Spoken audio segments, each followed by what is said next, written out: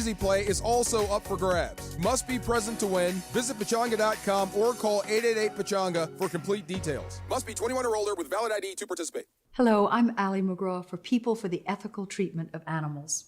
Our animal companions rely on us, especially during wildfire season, when disaster can strike with almost no warning. If wildfires force you to evacuate your home, do not leave your animals behind. Animals left to fend for themselves often burn to death or die from smoke inhalation. If you must leave your home, take your animals with you. For more information, visit PETA.org. Mason and Ireland on 710. The biggest show on the radio. First of all, the buses did not have the money that Mark Walter has. Yeah. Mark Walter is jumping about 10 levels. He's worth $6 billion. Yeah, the buses' money was all tied up within the Lakers. This influx of capital, we're not talking about players. Players do operate under a salary cap. Yep. We're talking about everything else. The rest of the league is reacting to this news. They should be terrified. They are. Yeah. Because now they realize the Lakers are a have when they've been a have-not. Yep. It's money to upgrade your facilities and your broadcast deals and your scouting department. Instead of having Rob run the whole department, the whole front office by himself, I would imagine eventually we're going to have like the Council of Elders. Smartest guys in the room. That the Dodgers have. Mason and Ireland, back Monday at noon. On 710 ESPN. 710 ESPN, your home for the 17-time world champion Lakers. KSPN Los Angeles, a Good Karma Brands radio station.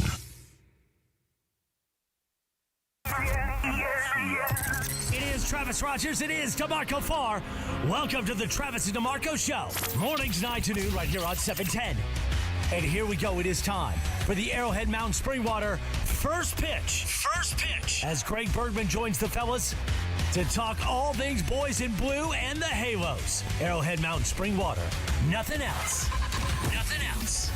Hear first pitch every weekday morning from 9 a.m. till 9:30 as we bring you all that baseball talk you love. First thing in your day.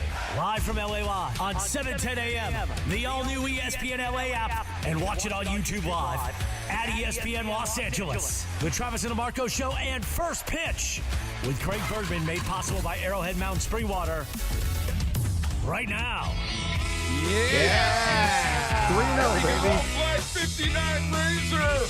That hike! What play is that? That was the Super Bowl. That was Joe Montana. Oh, yeah? Throwing to John Taylor to win. Oh, that worked. Flag 59 Razor! Set up!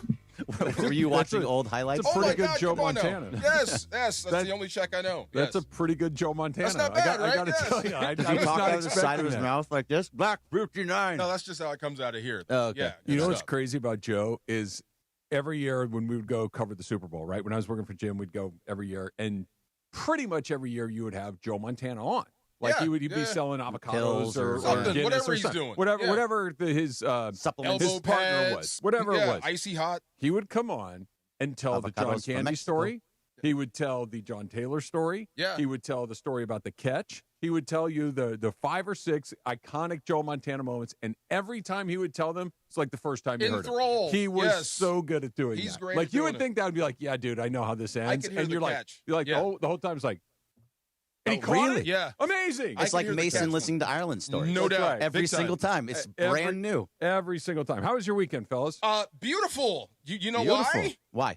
You swept the Padres. Yay! Hey. Oh. See, we said, look, this was the best time. I told you it would bring out the best You're in right. them. It did. You need this. You need that when you put the elephant in the room. It absolutely did that. Yes. They elevated their game. They elevated their performance. They elevated their intensity. They elevated everything that you were hoping to have happen. Yeah, 100%. And they nutted up. The Padres did. On Saturday, they Yes, sure did. they did. On Saturday, they sure did. Jackson Merrill dropped a ball in center field that I've never seen. He makes amazing plays in center field, and he just let it hit off the heel of his glove. It was kind of crazy. Bad play, ton of walks, bad base running, or maybe overly aggressive as opposed to bad for the Padres. But the Dodgers took advantage. Every little crack in the Padre facade, the Dodgers were able to take advantage of. Which is not what's been happening all year long for the Dodgers. Usually it goes the other way. It's somebody making a ridiculous diving catch. It's Ramon Laureano reaching backwards Oh. over and making some kind of crazy Great catch. catch. Usually the Dodgers this year are not getting that drop, and if they're going to start to get those drops now, that's going to really help them move forward. Okay, I'm going to go into my baseball cliche mode here, right? And you guys have both heard It me all say this comes before. back to the mean. These things tend to even out over a long period of time, right? Okay, Montana. No, these things tend to square. You get as many good breaks as you do bad breaks, which means if you get a bunch of bad breaks, that means there's some good ones coming. And it's just, if Mookie Betts is a Hall of Fame player, and he is, and he had a terrible 3.5, 4 months, means some good stuff's probably coming on the horizon, and we got both of those Looks things. like he's got some power back. Looks like he's got a little more strength. Sure does. Maybe he's healing up and getting better. I hope so. Inside out. It does look like that, and also it looks like he's just hitting more barrels right now. Yeah. When that's not what he was doing before. It was usually off the end of the bat or it was low. He just wasn't finding the right spot, so everything was being popped up, being on the ground. He's now hitting with more force, and he's hitting deep. So when that ball's eventually going to go over, especially at Dodger Stadium, where the hotter it gets, the further it flies. All right. So, baseball, I'm trying to find the proper radio-friendly terminology for what I want to say. Why? Just whatever you want to say. Baseball is a mind blank. Okay? Oh, okay. It is really deeply mentally challenging. And even for great players like Mookie Betts, at some point, you honestly start to believe, I don't think I'm ever going to get a hit again. Yeah. And you really, I know that sounds crazy, that especially a player like Mookie, but you're lost in the weeds. Baseball can make you go to a very dark place very quickly. And and you can't fake it until you literally kind of give up hope. And I'm not saying you stop trying. I'm not saying that you stop working, but you literally have this, you know what? Whatever's happened has happened, and I can't fix what has already happened. And then once you actually kind of let go of that stuff is when you start to come out. He said it, remember? And he said it a couple of weeks ago. Whatever you God know what? wants. This is a disaster. Yes. What I've thrown it up to God, and we kind of laughed and snickered a little bit. No, because he's there. Because right. It wasn't just one of those. Oh, I'm not going to worry about it. When you hear somebody say, "Oh, it's not bothering me," it's clear. And this was a. Hey, look, this is a catastrophe. And right then we started to come back out of it again. And even for a player like Betts, like that The hit, darkness. another hit, and then you know what he probably did about a week ago? This is all it is. Yeah. I just had to do that. It was a really slight and adjustment. now he's Mookie again. That's all it is. So even after the game, he said, "Oh, I'm so excited! I finally helped the team do something, helped the team win," which he did, obviously, in the bottom of the eighth. But there's an argument for we've talked a lot about maybe he's doing too much, maybe he's not doing enough. He was. So he was doing 2 hours before in the cage, 2 hours after the cage. I think he's still doing all the same things. It's just the mindset, and we talked about mindset last week. His mindset. You got to go through it. You got to search until you find it, and then part of it, like the healing, comes after you say, "I give up." Yeah. I don't know what the hell's going on. I give up, Yes. and whatever happens, happens, and then you can start to see the joy come back. Now that's for guys like him. Now for guys like Conforto, he was good. He did what he's this supposed to weekend. do this I know weekend. he was, but it may never come back the way you think it's going to come back. No. It'll be in spurts. Yes. So from me and Conforto, I don't think I can just all of a sudden say, okay, everything's fine. He's great now just because he got 3 hits, or it might have been 4 hits over the weekend. Like, great. I'm so happy you contributed to the team. He did. And you did something. You started a rally twice. That big hit. He got a big hit on Saturday. Yeah, get a big hit on Saturday. I think he started the rally on Friday as well. So these were things that he did that actually helped the team win. Fantastic. Yes. Still don't trust you. Firm handshake. Great Yeah, job. great job. First chance I get to get rid of you, you're gone. You know this, right? But great job. Yep, great. Do what you have to Right. do. What I do want to say about this team, though, is that over this weekend, they started to feel like who they are starting to come back, being patient at the plate. And you saw it on Saturday, especially against Dylan Cease, that at one point they had 5 runs and 1 hit. Yeah. 1 hit. They didn't were just swing the bat until the 16th pitch of the game. Right. Nobody swung the bat until the 16th pitch of the game. That's wild. I mean, and they walked the bases loaded. They obviously got 3 runs, I think, on just that 1 hit in the first inning. Yep. But it was a very disciplined, professional. We're going to make you work. We're going to get into your bullpen. And it was a very Dodger way to go about it, only we hadn't seen them go about it that way in a couple of months. What's your confidence level at the Dodgers hitting right now? Their Where are you? offense? Yes, their offense. I think they're. Yeah, I think they're in a pretty good spot. It could be better. You're missing Edman a lot. Yeah. You miss Muncy a lot. But put it this way. Shohei is going to win the MVP again. Mookie's looking like himself. Freddie's having a great year. Will Smith is having a great year. And then Teo looks like he's coming out of it a little bit. And Pajes is – I think Pajes is what he is. He's going to kind of be hit and miss. He's going to be hot. He's going to be cold. He's fine. He's certainly not a liability. Conforto is a huge – It is what it is. Yeah. Yeah, to your point, this is the closest I've seen to them where all the stuff we talked about all coming together at once. You're almost there. Yeah. You know what I mean? Yeah, you had your starting pitching pitch very, very well. You had Kershaw go 6. You had Snell go 6. Yes. You had Glasnow work his way through 5. Would have liked to have seen him go 6 or That's 7. private. I call him Private Pile. Yeah. I think there might have been soap and socks with him. You're staying out there. He didn't. Yeah, I mean, he was. Yesterday was a little complicated. It was tough. He was at like 90-some Yeah, pitches. He was going to stick around.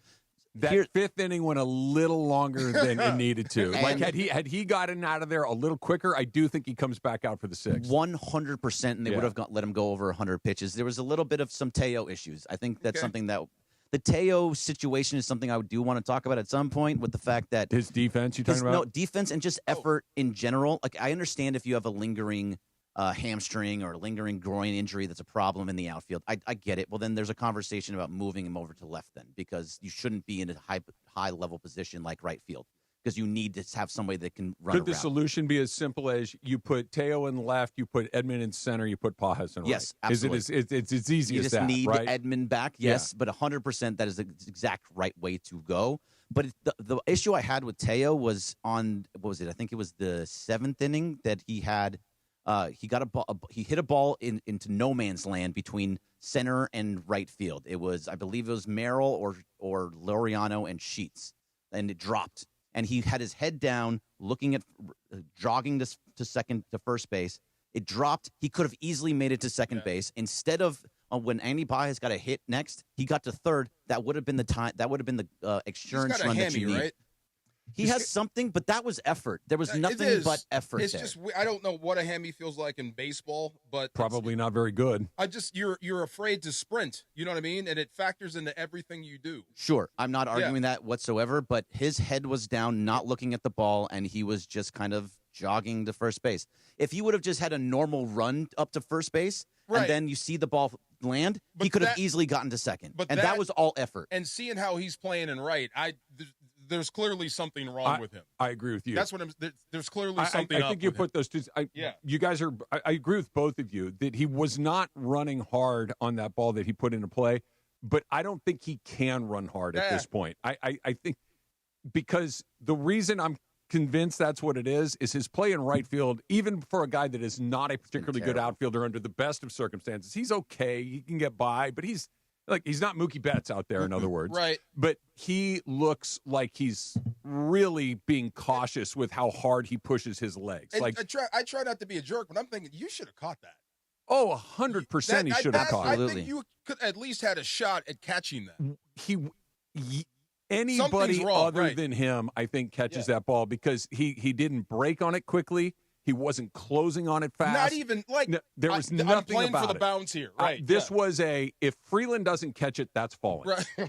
and you just that's what it felt like from off the bat. And look, he's hitting a little bit better. We saw him hit a couple of home runs. And if he's got to throttle his hamstring or whatever is bothering him, okay, but be begging for a single. Please, nothing that makes me round first you're base. You're going to be in a weird spot where if you are behind or you have a 1-run lead, like, can I leave him out there playing defense like that, or he's unavailable to run? They did pull him, and it was the right decision. See, and it is the right decision, but it's also a then tie game or a 1-run game that you would need his bat. If it's tied, you need him when it comes around. You need his bat in the lineup. The fact they are using, and he's pretty clutch. Yeah, and he is pretty clutch, and especially when the lights get bright, that's when he's so much better.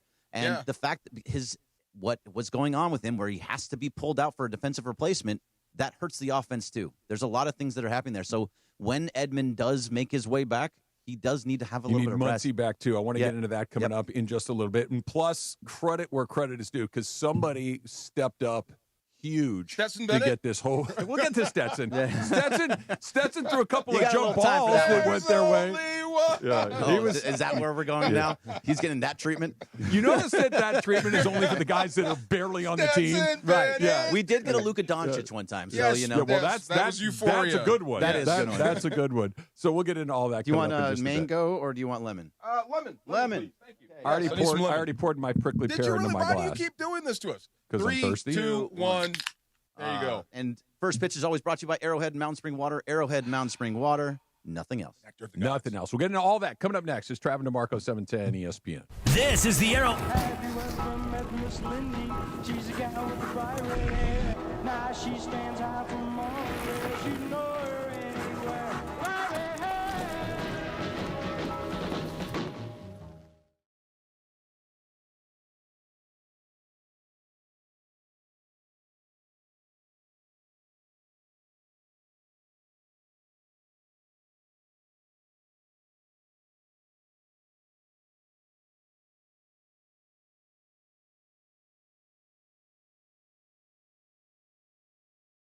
All year long. No bogus markups, no tricks, just the best floors at the best prices. Call 866-62-FLOOR. No sale beats wholesale. Hernandez Wholesale Flooring. Check them out at hernandezwholesaleflooring.net or call them at 866-62-FLOOR.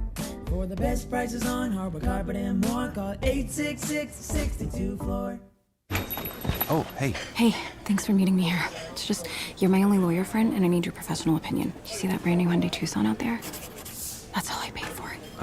Let me get back to you on that. Deal's so right, it almost feels wrong at the Hyundai Getaway Sales Event. Get 0% APR for 60 months, plus 0 payments for 90 days on all Hyundai Palisade, Santa Fe, and Santa Fe hybrid models. See your SoCal Hyundai dealer. Offers end September 2nd.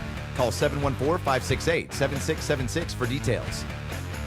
Ignite your afternoons at Waba Grill's $5 happy hour with our 5-piece pork veggie dumplings and a value-sized premium one beverage drink, like our tangy passion fruit lemonade. Enjoy $5 happy hour weekdays after 3 p.m. Only at Waba Grill.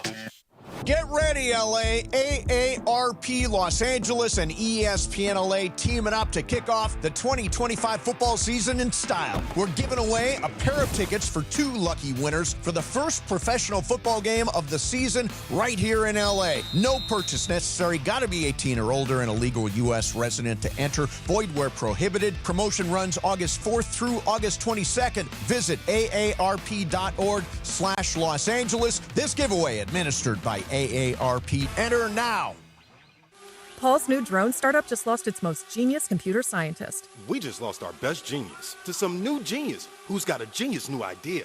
I'm going to have to find a new genius, or 2 half geniuses, and fast. He needs a computer scientist that can keep his startup from falling down. I need Indeed. Indeed you do. When you sponsor a job on Indeed, it's easier for talented candidates to find it, which makes it easier for you to hire them. Visit Indeed.com/credit and get $75 towards your first sponsored job. Terms and conditions apply. Oh, could this vintage store be any cuter? Right? And the best part? They accept Discover. Accept Discover? In a little place like this? I don't think so, Jennifer. Oh, yeah, huh? Discover's accepted where I like to shop. Come on, baby, get with the times. Right, so we shouldn't get the parachute pants? These are making a comeback. I think. Discover is accepted at 99% of places that take credit cards nationwide. Based on the February 2025 Nielsen report. This is the Travis and DeMarco Show on 710 ESPN, the all-new ESPN LA app, and on YouTube at ESPN Los Angeles. This is the Arrowhead Mountain Springwater first pitch with Greg Bergman, talking all things boys in blue and the Halos. Arrowhead Mountain Springwater, nothing else. Let's get back to first pitch right now on the Travis and DeMarco Show on 710. Omaha! Listen tomorrow at 5 o'clock. This is big. Sedano and Cap and Morales, they're going to announce the new football season on-air weekday lineup that'll get underway on Tuesday, September 2nd. So make sure you're listening to that announcement tomorrow afternoon at 5 o'clock on 710 ESPN, the all-new ESPN LA app, and on YouTube at ESPN Los Angeles. Big announcement coming. Big announcement. Really excited for this announcement Me too. tomorrow. Yeah, there's a lot to talk about.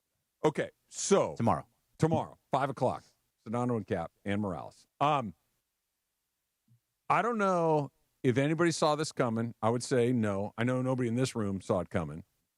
But Clayton Kershaw has been so blanking good for the Dodgers this season. Defies belief. And what he did on Friday night was exactly what a guy like Clayton Kershaw should have done and was still able to do. The meanest, nastiest, you-know-what in your clubhouse. It's been around forever. He's got a bunch of gray in his beard. He's going straight to the Hall of Fame. Who couldn't break a window at this point with his fastball. Goes out there against a team that is white hot, the San Diego Padres, for a team that is ice cold, and goes out there and absolutely shoves. Set the tone. Absolutely shoves. 6 innings, 2 hits, 1 run. And it was a home run off the foul pole, whatever. But again, he didn't walk anybody. He walked 1 guy in 6 innings and went out there and did what Hall of Famers do, which is, guys, I'm going to put an end to this. I'm going to get us off on the right start. It was a brilliant performance by a guy who's had a million of them, but they had to have it, and that guy gave it to him. Awesome. That's what he's done his whole career. And we thought that this year, okay, we don't need him to be the stopper anymore. He's been that guy all year, like his entire career. And you finally thought, okay, you got Yamamoto and Snell and Glasnow and Sasaki and Sheehan and May. You got somebody else is going to step up and be that stopper all season long.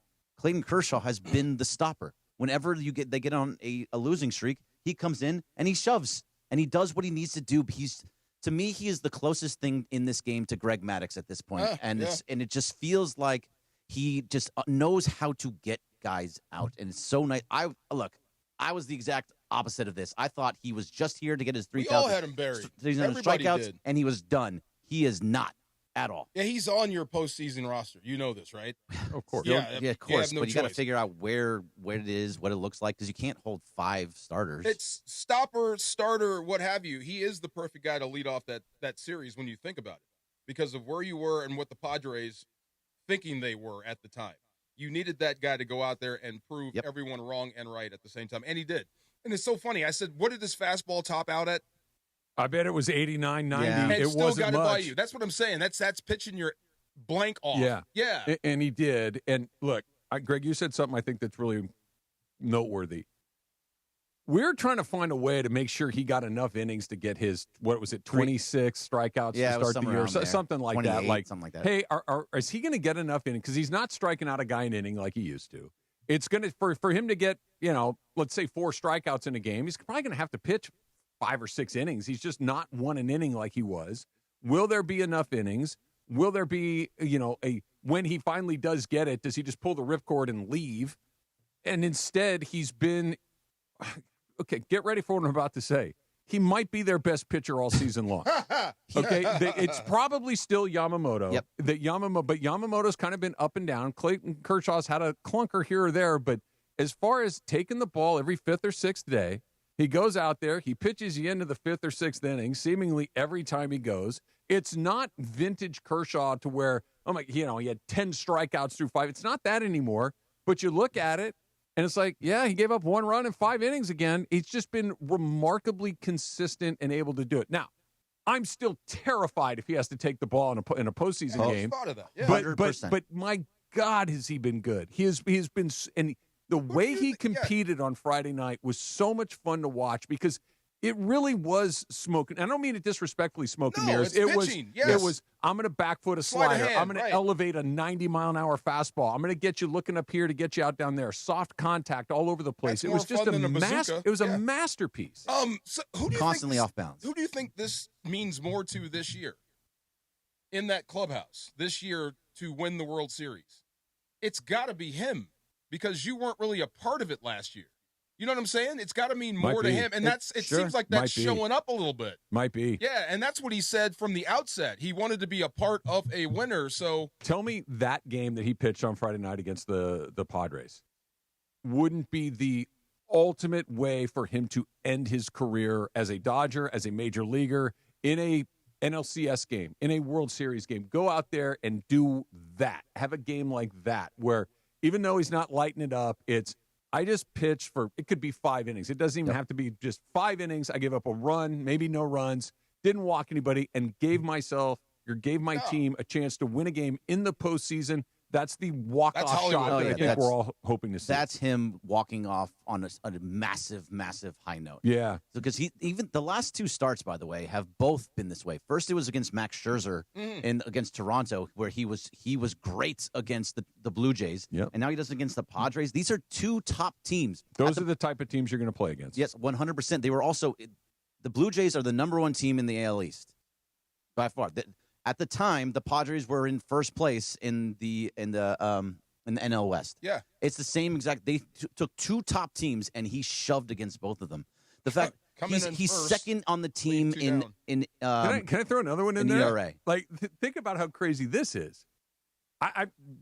There's a long way to go. We'll see what happens through October. We'll see what happens through the postseason and everything else. You need him. Yep. Like, and I'm talking about for next season. Like, this is one of these that Blake Snell, I don't know, Tyler Glasnow, I don't know. Next year? Yes. Oh. Like, you need a guy to come in. He's clearly able to go out there and get through it in a way that is useful. It's not cringy at all. He can't do it again. This is I don't know. What I'm saying is that if he continues to look like he's looked you're going to this blow season, up the Enterprise. I'm just saying, hey, man. Easy, Captain. Let's do it again. It really is up to him. Look at Scherzer and Verlander and these guys still going. And I'm looking at him and over again. And the radar gun. And look, if he's healthy and he wants to pitch, he will. If he's not, and he thinks after this season, he's like, I just can't do it anymore. Respect. My arms. How old is he again? 36. The Dodgers can't rely on a 37-year-old pitcher to be their best guy. Well, they shouldn't be able to do it right now. No, I think that's by necessity. It's by necessity, and he's doing something that's shocking the world. But going into next season, no. But that's his point. Okay, look at what you have next season. You have Ohtani pitching. You have Glasnow, Snell, Sasaki, hurt, and then Yamamoto, which you kind of trade the world and get Skeens. I don't think Pittsburgh. He didn't laugh. Well, it's just not going to happen. It just probably won't. Yeah. But the guys you have are typically injury prone, and you have Sheehan, somebody in the back to help in that. But you do not have. River Ryan will be back by then. There's going to be other guys. You know his name we never talk about, and he was maybe their best pitcher last year for most of the year. It's Gavin Stone. Oh, yeah, Gavin Stone's going to be back. Yeah, he was great last year. Yeah. You forget about these guys because they all have Tommy John surgery. You don't see him for a year. Get in line. It's like the deli. They got the little thing that you pull, the little number with the little legs. McDonald's with Tommy John. Yeah. Wow. No, they've just been burning through these guys one after the other. And look, I would still, if you said place a bet, does he pitch next year? Probably not. But because I think that there's at least a realistic scenario where he pitches in the postseason, pitches well, they win the World Series again, and he can kind of say see you later. But this is and look, I'm going to eat some crow here because I was 100% wrong 3 months ago. I'm like about him. Just don't embarrass yourself. Yeah. Just don't go out there and get clobbered and make this look ugly. It all year we missed it. He's been phenomenal. Remember that time that in the press conference, I could say something, but I don't want to get in trouble? Mm-hmm. He's been telling us all year about this and how much he means to this and what this means to him. So if you're looking for motivation, then look at him and what he's doing. This is what's driving the team, if you ask me. I want to play this for you. This is him talking about on the series, the gravity of the series against the Pods. I mean, I think when you've done this, as long as we have, it's August now, you try and treat every day the same, but and then hopefully the situation just helps magnify everything, so it's a game in August, obviously. It's not that huge a deal, but, the way we were going, it felt like a big game for us, and thankful we got a win tonight. There you go. Yeah. Like it is, and that is, he's hitting both of the things that matter. Guys, This is not the biggest game of the year because there's a long way to go. We're not that far behind, but yeah. But if I went out there and I jammed a bat down their throats. Right. That was nice. Yeah. Beer's a little colder today. Yeah. Not everything, but this is good. Absolutely. How do you feel if you're the Padres right now? That you eked your way, you just crawled back to get that one game lead, and then the Dodgers come. You come in to see the Dodgers, you get swept, and now you're 2 back when you leave after you just had that lead for 2 days. With the Dodgers going to Colorado. Yeah, with the Dodgers going to Colorado, which also messes with swings, but still, it's like. How do you feel if you're the Padres? Do you think like, God, this is just... I wouldn't lose sight of him in your rear view. With you. But no, you do not. I would not. I'm not saying for the Dodgers. How are the Padres? What is their That's what I mean. I wouldn't lose sight of the Padres if I'm the Dodgers. I don't think this is going to kill them, but it does suck. You come in a game up and you leave 2 down. That's going to dent you a little bit. Yeah. But it could galvanize them. They're still there.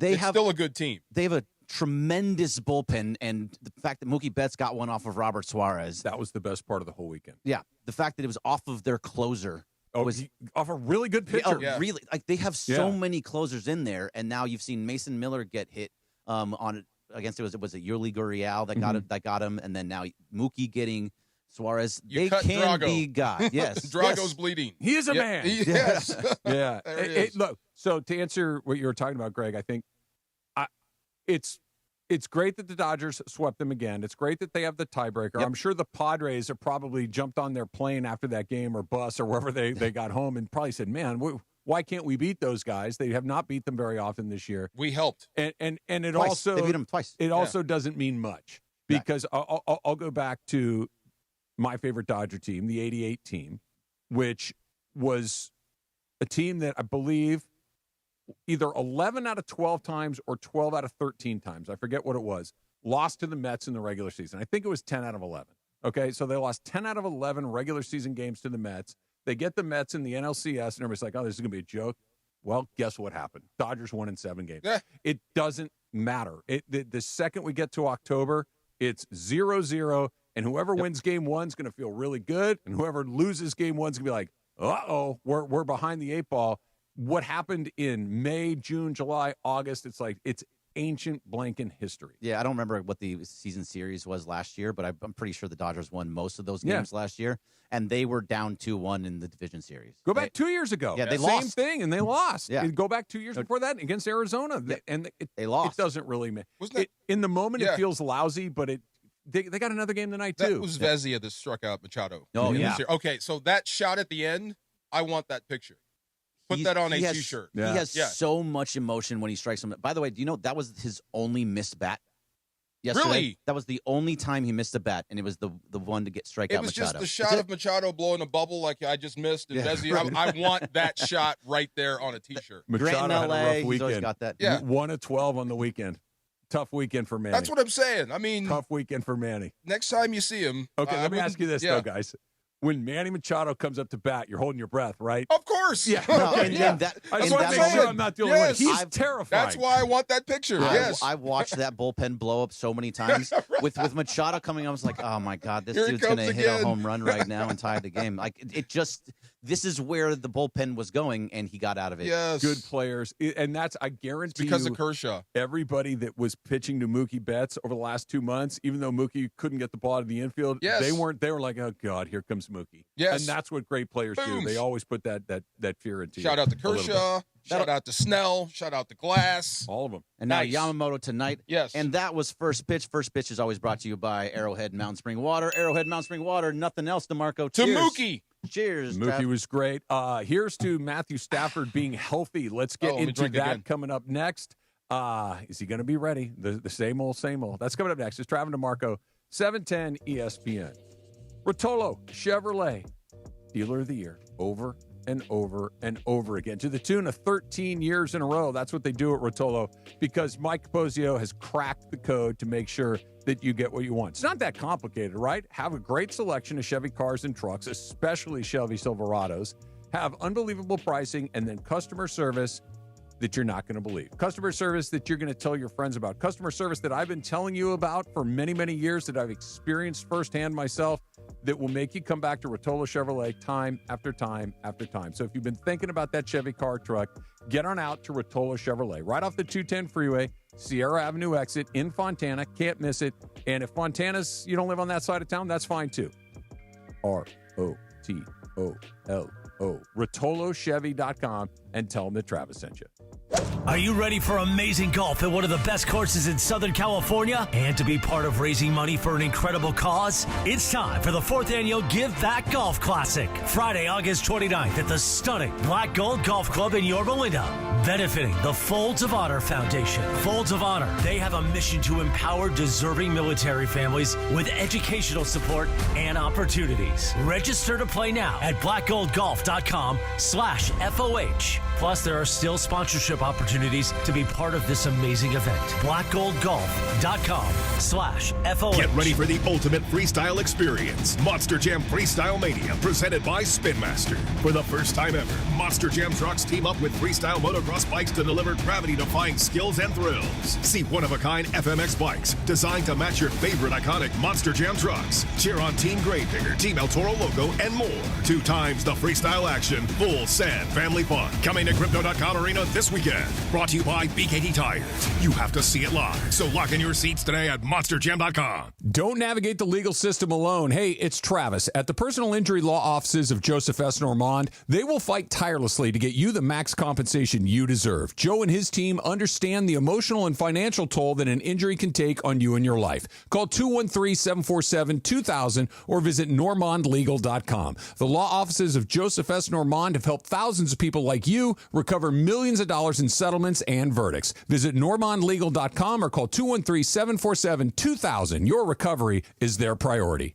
Actual price will depend on product and subscription plan. Featured products are compounded drug products, which the FDA does not approve or verify for safety, effectiveness, or quality. Prescription products require an online consultation with a healthcare provider who will determine if appropriate. See website for details, restrictions, and important safety information. Want a boost in and out of the bedroom? Hims has you covered. Introducing a new 2-in-1 approach to level up your game. Tadalafil for better bedroom performance and zinc for testosterone support. Put it all together and you've got what you need to turn things all the way up. Getting started is simple. Just go to hims.com/joy to start your free online visit. Through Hims, you can access ED treatments including pills, chews, and more. 100% online. No office visits, no pharmacy lines. Just fill out a simple intake form and a licensed medical provider will determine if treatment's right for you. If prescribed, it ships free and discreetly to your door. Find affordable treatment options at up to 95% less than brand names at hims.com/joy. That's hims.com/joy, HIMS.com/JOY. This is the Travis and DeMarco Show. Now weekdays 9 a.m. to noon on LA's mega sports station. 710 ESPN. Hey! What would you do if you saw a video of like Shohei Ohtani going nuts with a bat, like beating up a Gatorade? I'd love it. Ben, would you love it? I'd be shocked, but I would Me also too. love it. That guy never changes character. His facial expression does not change, even when he's happy. No, I disagree with that. He never goes down. He's either like just stone faced, like I'm up here to like when you watch him hit, he looks completely at peace. Serene. Serene is the perfect word. He gets fired up. He does. Like he'll go up, but he never goes down. I want to see him go like straight up. Who was it? Big Papi? Yeah. Went nuts. I want to see him go Big Papi on like the bullpen phone. Yeah. Just go nuts for a minute. Let's see what happens. He can set a tone by almost anything. If he lost his damn marbles and started smashing stuff, yes, that would get a lot of people's attention. You know, that's why I like this whole gruff Kershaw is shocking the world, and that sort of energy is exactly what this team needs. Because, like, remember, you are still in World Series euphoria. You still are the Dodgers. You get a standing ovation as a stand-up comedian when you take the stage. Yeah. You know, it's hard. So, I mean, I like the fact that there's a guy that's like, this is more than that. This is about grit. It's about playing better. It's about all that stuff. I'm glad it's Kershaw. I'm glad this year means a lot to him. Because it filters down. What you said, I think, is spot on. It's about playing better, and you got a glimpse. Excuse me. If you were one of the other, 7 or 8 teams that have a real chance of winning the World Series, right? Like a legit. If you're the Yankees, the Blue Jays, the Padres, the Cubs, the Brewers. We know the list. And you saw what you saw this weekend. You're like, yeah, that's the problem. That team right there is the problem. Not only are they really good, they play clean. Right. They play aggressive. They showed up for the first time in a long time. That's the reason that, as bad as it was, everybody's like, I still think it's the Dodgers, because you knew Freddie Freeman was going to be Freddie. It was a very good reminder of when they're, and by the way, Buddy Kennedy was playing for the Dodgers this weekend. Alex Call played for the Dodgers this weekend. Alex Don't Freeland. You ever say his name? Right? Like Buddy Kennedy. Buddy Kennedy took at-bats for like the Dodgers in the middle of a division race, right? I got you. Yes. Buddy Kennedy has like 12 at-bats in the big league, and all of a sudden here he is. He's playing, right. Right, and they're still the team to beat. Yeah, a sleeping bear is still a bear. Yeah. If it wakes up, you got problems. Have you seen the size of a grizzly bear's paw? It's the size of your head. Yeah, no, they're terrifying. I'd never. If I could take on a bear, no, you can't. Not that one. That's a movie. That's The Revenant. Yes. But yeah, so today, good news. Emily, would you like to present the news that we saw that made me so very happy? Fantastic news. So not only is Matthew Stafford at practice, he's in pads, he's also taking snaps. So we have video of him throwing a football. In pads. We've done it, people. With that ugly-ass undershirt he's been wearing since high school. I'm serious. He's been wearing that same one since high school. Good. He's back. He looks good. He's got the pads on. He's taking snaps. This is the week where you start to turn the page towards the Texans. Yeah. So you're still running base stuff. You're still making evaluations. You still have a third preseason game to play, but you are getting ready for the Texans. The prep starts now. So I think you have maxed out the time off that you can have for a starter. You need him on the field as of today. And there he is. That's great news because, and look, you could hear Rams fans collectively. Not yet. Thank goodness. Not yet. Because on Saturday, a little bit, yes. On Saturday, we knew he was scheduled to work out again. Mm-hmm. You go back a week before that, he did work out, and Sean McVay during the game or shortly after the game is like, workout went really well. We expect him to be back on practice on Monday. Didn't practice at all last week. Right. And then this Saturday, he was supposed to work out again, and then it came out in the middle of the game that Coach McVay would address Matthew Stafford's availability on Monday. Like they didn't say whether he did or did not work out, whether it did or did not go well, and it was basically a lot of speculation. We're not talking about him at all until Monday. Right. And so we're like, okay, does it mean that he didn't work out because he had a setback? Does it mean he did work out and had a setback? Does it mean he worked out, played well, and they just don't want to put a timeline on it because it kind of it blew up on him last time? This is the best possible scenario of this. Okay, that's why I said you can exhale some, but I need to see how he plays and practices. And, like, if he goes out there and throws 7 picks, that could be a problem. Or if he doesn't look right. Because unlike Kershaw can get by on guile. Yeah. This guy needs to have his fastball. Sure. And if it's not there, you need to change the offense or change what you're doing or change your thought process. So having him back is the first step. Yay. Now let's see what he looks like with the offense. And now let's see how far ahead Puka and Devontae are. Because they've been going at it for the better part of a month without him, or 2 weeks, 2 or 3 weeks without him. So how fast can he get up to speed? So this is a great step. It's good to see him back in uniform, back in pads, but don't exhale completely just yet. And the exhale was based entirely on at least the worst news He's not out wasn't forever. coming. Right. Yeah. Because, look, I'll be honest. We were talking about this on the post-game show and just not knowing nature abhors a vacuum, right? Yes. If there's no information, we're going to fill it with our own speculation. Of course. Like, if I don't know, I'm going to start guessing. I'm going to start thinking. And that they wouldn't say anything led me to go, well, that doesn't. Maybe Monday they'll come and say, look, he had a big setback. He's got to go get a surgery. He's going to be out till Christmas or whatever it could have been. That at least for today, that's off the table. At least he's out there. It's a good visual. Exhale. It's a good visual. I'll say this, but if he's half of what he could be, I'd rather go with 100% of someone else, even if that guy was lesser, if that makes any sense. Well, I don't want to wheel him out there just to have him out there. That's a Sean McVay problem. Well, yeah, that's what I'm saying. If he's not what he used to be, or if there's an issue. But let's play this out. Because of the back, yeah. Right, let's play this out. Let's say he goes out there and he does not look like Matthew Stafford, right? It's like, well, book, I respect the toughness, but you don't look right, bro. You get 3 weeks to prove it. And he's saying, no, I'm good to go. Yeah. I had a bad game or whatever it is. Yeah. And like, okay, we'll run it back again. Run it back again. 3 weeks to prove it, and then see what the record is. Think about last year. At the end of the season, he was Matthew Stafford again. In that playoff game against the Eagles, he was Matthew Stafford again. Sad that defense was ready, and he was clicking if you could have beat Philadelphia. For sure. Yes. But through at least the first half, if not maybe even the first 2/3 of the season, he wasn't very good. There were some moments. He really wasn't. San Francisco comes to mind where he sailed a few, and it was wet. The environment wasn't great for him, and he didn't react well to it. That's where you started to see some age. But even in that game, he sewed it up when he had to. He was money when he had to. That Stanford, what was the final score? 9-6, I yeah. think? Okay, something was weird, yeah. 9-6, and we're like, hey, they got the win. Who cares what it looked like? Is all those things like Shaq shooting free throws. He made those. He made the ones he needed to make. Right. But up until then, it was like, man, he doesn't look right. He doesn't look right. But then he'll lace one in there, and only he could do that. But what I'm saying is, I don't know if it is 3 games this year, because last year, if you would have at the end of 3 games, you would have been like, yeah, he didn't look good. I'll give him 3 games. I mean, you started 1-3 and made it. You started out bad before, and if he can't do it after 3 weeks, then you know. Then you absolutely know. And if his numbers keep going down, and you haven't, and you're not even close to winning, well, then they would have done it last year, right?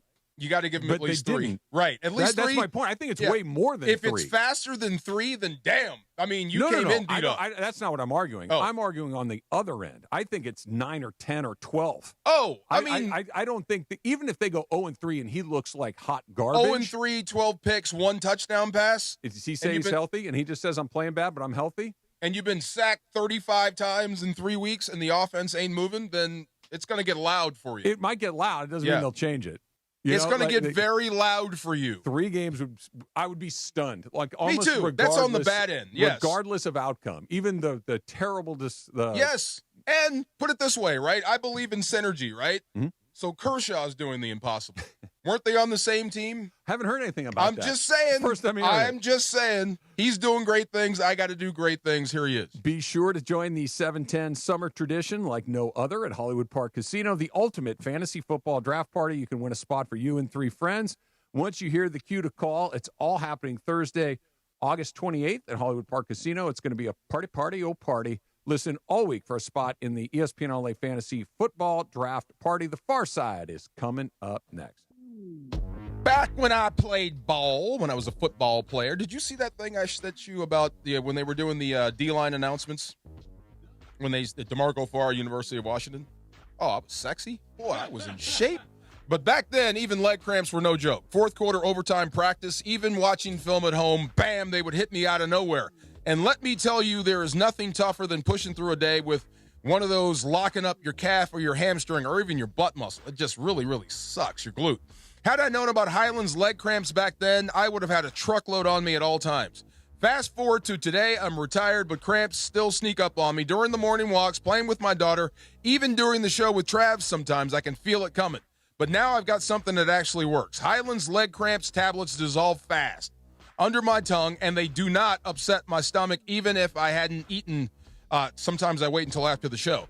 No water needed, no waiting around. Look, cramps don't care if you're a pro athlete, a weekend warrior, or just yelling at the TV from the couch. We all get cramps, especially if you're active. So don't wait around like I did. Get ahead of the problem. Grab Highland's leg cramps, available now at Walmart, Walgreens, or CVS. You will thank me later. Looking for all things black and gold? Tap into LAFC Plus, hosted by Dave Denholm and Mario Ruiz. This is LAFC Plus. He's Mario Ruiz. I'm Dave Denholm. React to the latest match. Get ready for the upcoming game. Get exclusive interviews. Plus, a look around the rest of the MLS. This is what LA is about. Not just being in the big games, but also winning. New episodes of LAFC Plus drop weekly. Available everywhere you get your podcasts and on the ESPN LA app. Oh, hey. Hey, thanks for meeting me here. It's just, you're my only lawyer friend, and I need your professional opinion. You see that brand new Hyundai Tucson out there? That's all I paid for it. Let me get back to you on that. Deal's so right, it almost feels wrong at the Hyundai Getaway Sales Event. Get 0% APR for 60 months, plus 0 payments for 90 days on all Hyundai Palisade, Santa Fe, and Santa Fe hybrid models. See your SoCal Hyundai dealer. Offers end September 2nd. Call 714-568-7676 for details. Hey, it's Mace. College football is back, and there's no better place to catch every heart-pounding moment than Cosm. This isn't just a sports bar. It's your front row pass to the future of fandom. Feel the tackles, the touchdowns, and game day glory like never before with Cosm's shared reality displays. Step into the dome, an immersive 3-level experience that puts you right on the field, or rally with your friends in the hall where every game is on all at once. Don't just watch college football, live it. Get your tickets now at Cosm.com. I'll see you there. Grown-ups, don't go back to school. Go forward through school into your future as an IT professional. Whether you're starting out, switching careers, or a veteran ready for change, My Computer Career can help you get into IT in just a few short months with no prior experience. So take the free career evaluation now at mycomputercareer.edu. Your rewarding career in IT awaits. That's mycomputercareer.edu. An Elite CompTIA certification partner. Financial aid is available to those who qualify, including the VA benefits. There's nothing like when you get that part from eBay and it just fits. Yeah, the first time. so you can do less of this and get right back to more of this. At eBay, you'll find all the parts you need, guaranteed to fit, at prices you'll love. Sounds good, doesn't it?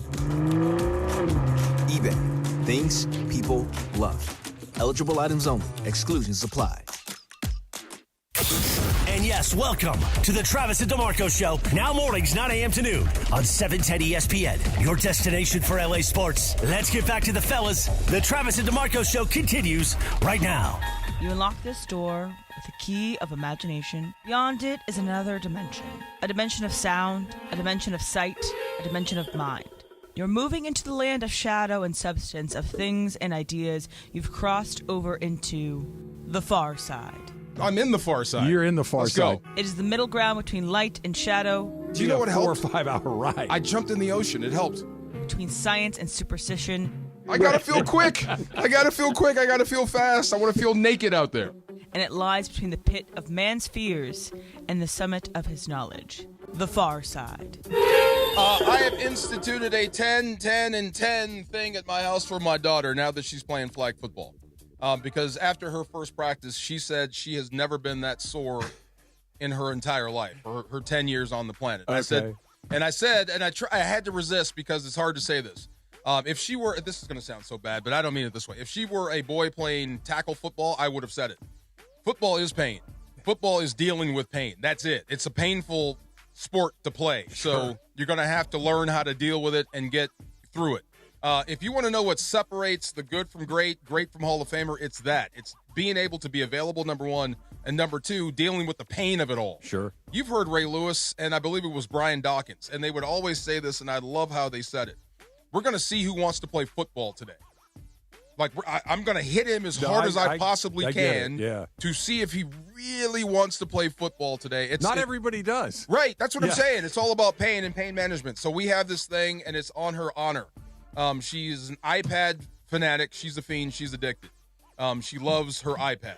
And she What is the thing she spent all the money on? What was it? Roblox. Roblox. And we may be done with Roblox. I heard Roblox is being sued right now. There's a whole thing going on, but that's a whole nother subject. So she loves that, and she loves television like all kids do. She wants to watch Coraline, Wicked, and all her shows.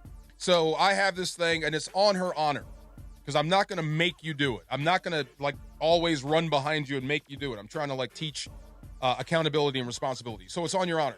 Before you even touch the remote or touch your iPad, I need 10 squats, 10 sit-ups, 10 push-ups, and we're going to leave out 10 math problems. Okay. Right. And they're not going to be corrected. We're not going to make you do them.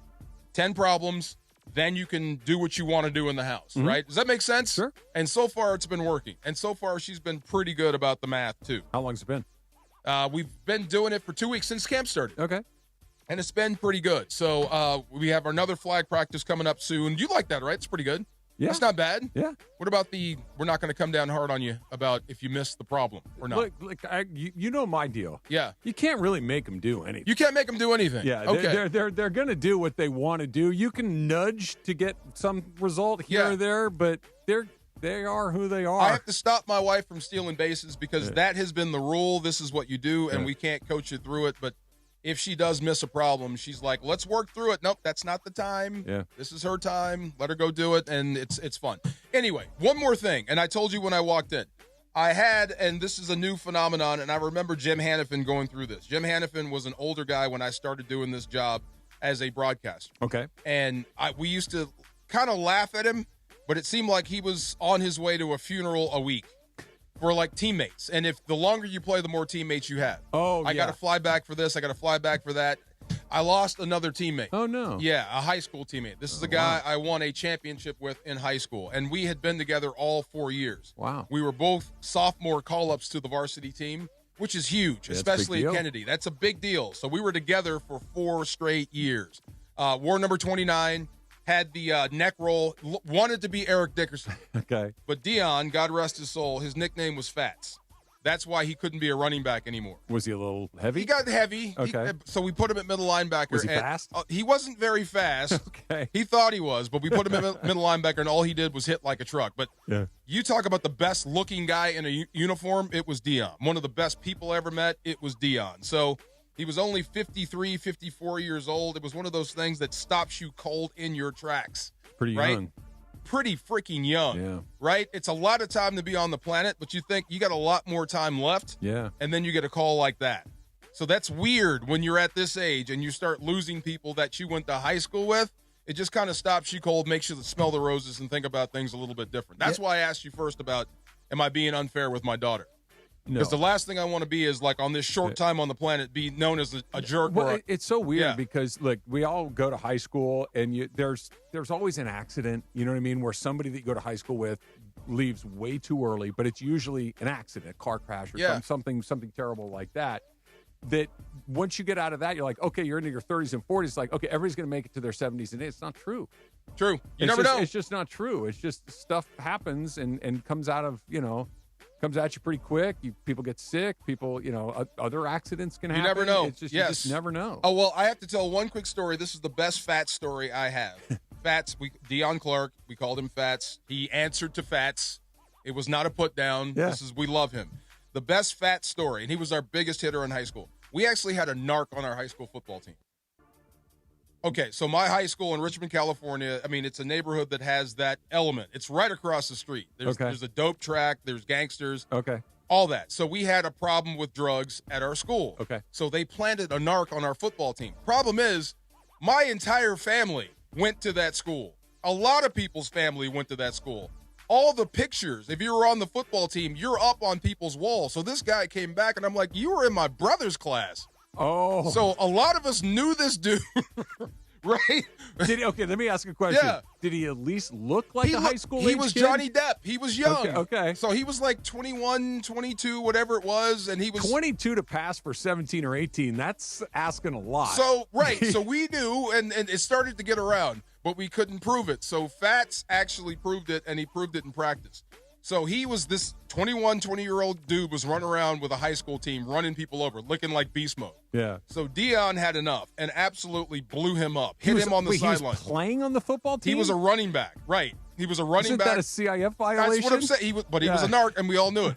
So on a random running play, Deion blew him up, and like his helmet flew off, ear pads, chin strap, knocked his shoe off, tailbone pad went flying. I mean, Deion really hit him in practice. The problem is the badge flung out because he couldn't keep the badge in his locker because somebody might take it. Right. Yeah. So the badge had come out, and we're like, oh, my God, he is a cop. And the next day he never showed up again. His cover's blown. Yes. Right? Oh, so Fats, love you, miss you. My guy, we won the state together, and we promised to conquer the world. We got halfway there, my good man, so rest in peace. R.I.P. to Fats. That's my guy. Yeah, yes, sir. Jerry Curl and all. He could have he sworn really he was did want to Dickerson. be Eric Dickerson. Could have sworn he goggles? He had everything. Okay. Everything Dickerson wore, he wore. He looked just like Because when I think of ED, I think of the neck roll and I think of the hair. The rec specs? Yeah, and the hair. Specs. That's it. Yes. That's his deal. All right. Dylan Gabriel, who the Rams are going to maybe get to see on Saturday. Rams wrap up their season with the Cleveland Browns. Got caught doing what you're not supposed to do. Oh, no. Telling the truth. That's coming up next. It's Travin DeMarco, 710 ESPN. LA's mega sports station. 710 ESPN. Accident or injury, call Jacob and Ronnie. Call Jacob. Hey, it's Mace. If you're injured in an accident, you got to call my guy Jacob. Why? Because his team will hold your hand throughout the entire process. He's been handling cases since the 90s. The consultation is free. He'll deal with the insurance company on your behalf, and you only pay Jacob if he wins. He's got the reputation and the clout to get you the compensation you deserve. Call 844-24-JACOB. That's 844-24-JACOB, or visit calljacob.com. Call Jacob. You think you know football? Then prove it in the Circa Million Pro Football Challenge, kicking off from the greatest sports destination in the world, Circa Las Vegas. A guaranteed $6 million is up for grabs with a cool mill going to the winner. Come in last and you got $100,000 coming your way. It's $1,000 per entry, max 5 entries per person. Don't forget about Circa Survivor also, with $15 million in guaranteed prizes. Enter Nevada, play from anywhere. Learn more at circasports.com. This is an ad by BetterHelp. Mace here. These days it feels like there's advice for everything. Cold plunges, gratitude journals, and screen detoxes. But how do you know what actually works for you? Using trusted resources and talking to live therapists can help you break through the noise. As the largest online therapy provider in the world, BetterHelp can provide access to mental health professionals with a diverse variety of expertise. Our listeners get 10% off their first month at BetterHelp.com/timeout. That's BetterHelp, HELP.com/timeout. Rams fans, the 2025 Rams regular season is right around the corner. Don't miss any regular season home games this year with marquee matchups against the 49ers, Lions, Texans, Buccaneers, and more for only $97 per game. In addition, get home playoff ticket access, interest-free monthly payment plans, and stadium event pre-sale access. Visit therams.com/2025. Again, that is therams.com/2025. Secure your season tickets and see you at the Rams house. Hi, it's LeBron. The Lakers play here. 710 ESPN. KSPN, Los Angeles. A good karma Brands radio station. This is the Travis and DeMarco Show. Now weekdays 9 a.m. to noon on LA's mega sports station. 710 ESPN. We'll get into that. That's a pickle. Yeah, I'm laying out my life to DeMarco during the break, and I have a... You can't take it back. I don't think so. We'll talk about we'll talk about it coming up in just a little bit. You can't do it. I ate it. I can't do it now. I already ate it, but never again. Never again. There we well, go. We'll see. Oh my God. Soccer fans, this one is for you. It's the Soccer Dream Ticket presented by San Antonio Cardinal. Your chance to win an unforgettable trip for two. We're talking 2 tickets to the final match, plus hotel and round-trip flights. Enter for your chance to win at soccerdreamticket.com. That's soccerdreamticket.com, brought to you by San Antonio Cardinal Wine, the perfect game day wine. If you bump into Andrew Whitworth, do me a favor. Yeah. Tell him, for me, that I said he needs to run for executive director of the NFLPA. Have you been following this story? I know it's a tire fire. I know it's a mess. Worse than a tire fire. Jarhead. Remember that movie? Yeah. When they had them burning the latrine? Yeah. That's the fire. So for those who don't know, Yes. what's happening with the NFLPA? A poop fire? Yes. Yeah. That's the fire that's going on. Okay. I wish it was a tire fire. Go ahead. So, DeMarco, for the people who don't know what's going on with the NFLPA, what's going on? Oh, I thought you were going to tell them. Oh, the PA is in complete disarray. What was his name? Howell? The executive director that stepped down, that got caught going to strip clubs on the company dime. There you go. Yeah. And he lied about it. He lied to the executive director board, or excuse me, the executive committee board about it, and they wanted him to stay.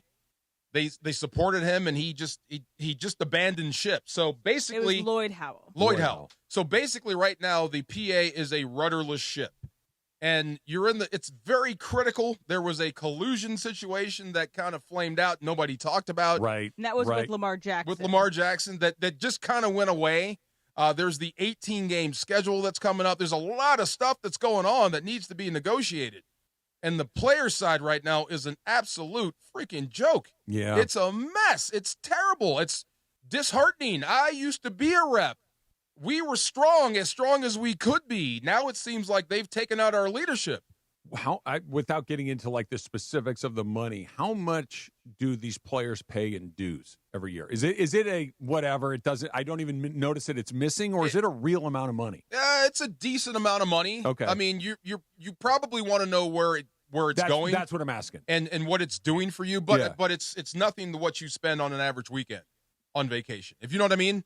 Okay, it's money, and you want to know where it is, but it's not. That's if it's one of those I could spend that out one night at dinner and not even miss it. Then you're going to get Vince Young spent more than that at the Cheesecake Factory. Yeah, you're going to get guys that are not like. To your point, this is important. This is the people that negotiate important things like guaranteed contracts and the length of the season, safety and guidelines, healthcare, safety guidelines, all of these things. These are really important issues.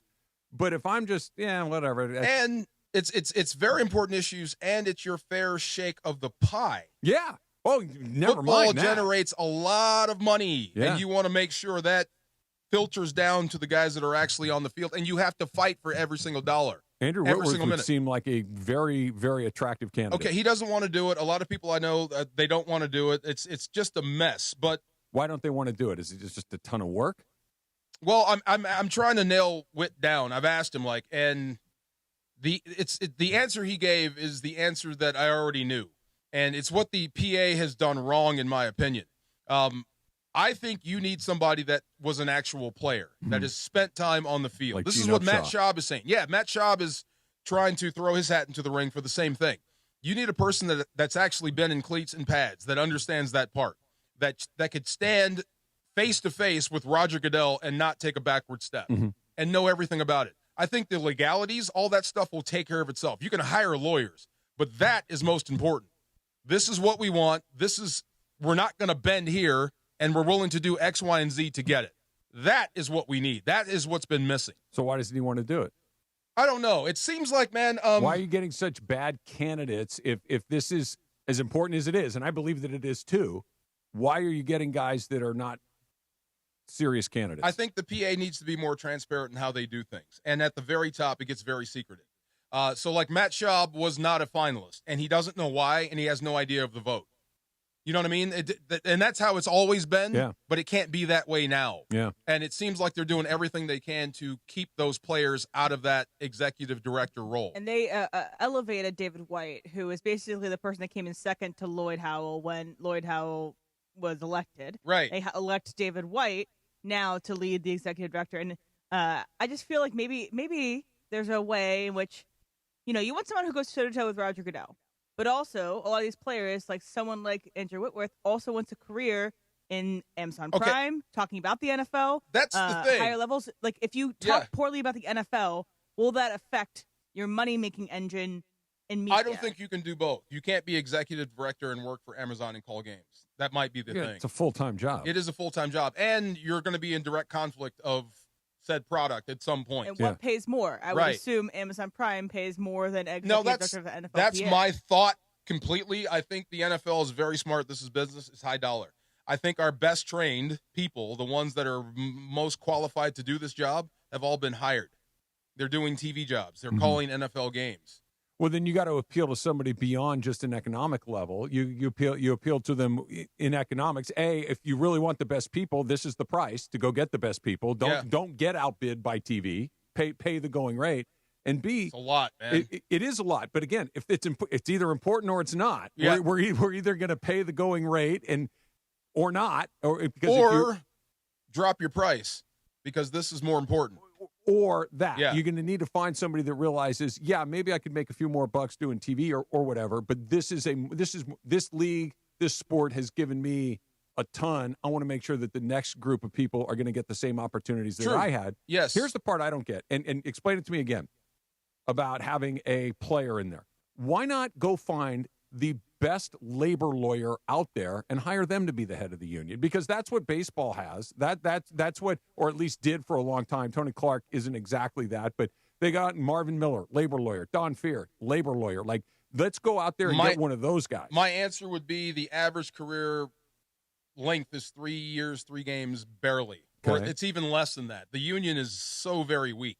So if you take a hardline stance, we're just not going to play, then they'll say, okay, we'll just wait. Okay, but I understand that. And I'm not sure if that guy would take the job is what I'm saying. But if the union needs to become stronger with better leadership, then you're going to have to dig in at some point. I'm not saying that you say we're not going to play, but we're going to have somebody that knows how to navigate difficult negotiations. And if the rank and file aren't taking it seriously, then there is no solution.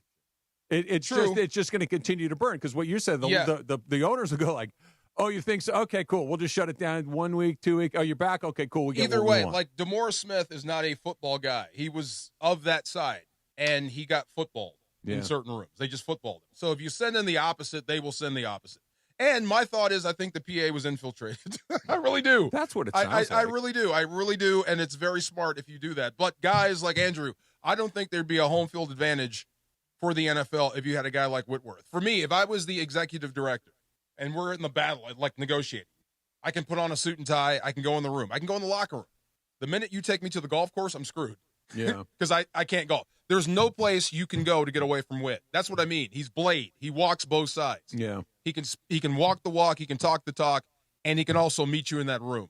So you would just have to beg guys like him to take the job, because right now it's a mess. It's an absolute mess right now. It certainly feels like it. If you want to learn a little more about why this all kind of broke apart, there's a really good couple of episodes on Pablo Torre's podcast called Pablo Torre Finds Out, where him and Mike Florio kind of break down all of this and in true detail. And I think in the end, with Whitworth, if he's not a player anymore, is he the strongest person to argue against this? Because he's not going to benefit necessarily from these rulings, correct? I'll tell you this. But he's still a member of the PA. The PA having or being a rudderless ship is great for fans. The game won't be disrupted at all. Anything that they propose, there is no opposition. That's the problem. So all I care about is the players need to have proper representation, because they need to insist on it. And if they're not getting what they want, if Matt Schaub doesn't know why he didn't get the nomination, I listened to those podcasts you're talking about him, and there's this secretive nature to how these people are nominated and voted on and how the vote actually turns out. And the rank and file members of the union are like, this is not what we decided we wanted. You gave us somebody else. They need to be more vocal. It's always been that way for me. It's just the difference between when I was a rep and now is we trusted the executive committee. Was it Sean Gene Upshaw Jones, when you were there? Gene Upshaw was at the top. Yeah. Sean Jones, all these guys. They were all Gene guys, but we knew at least they had our best interest at heart. Now, for somewhere along the line, that got lost. Maybe is when they introduced DeMaurice Smith, an outsider coming in to lead the PA. It seems like since that moment, it led us to this moment here to where we're completely in disarray and rudderless. Yeah. And the thing about this too is like safety isn't inherently a money-making operation. Safety isn't necessarily something that's going to make the NFL any more money.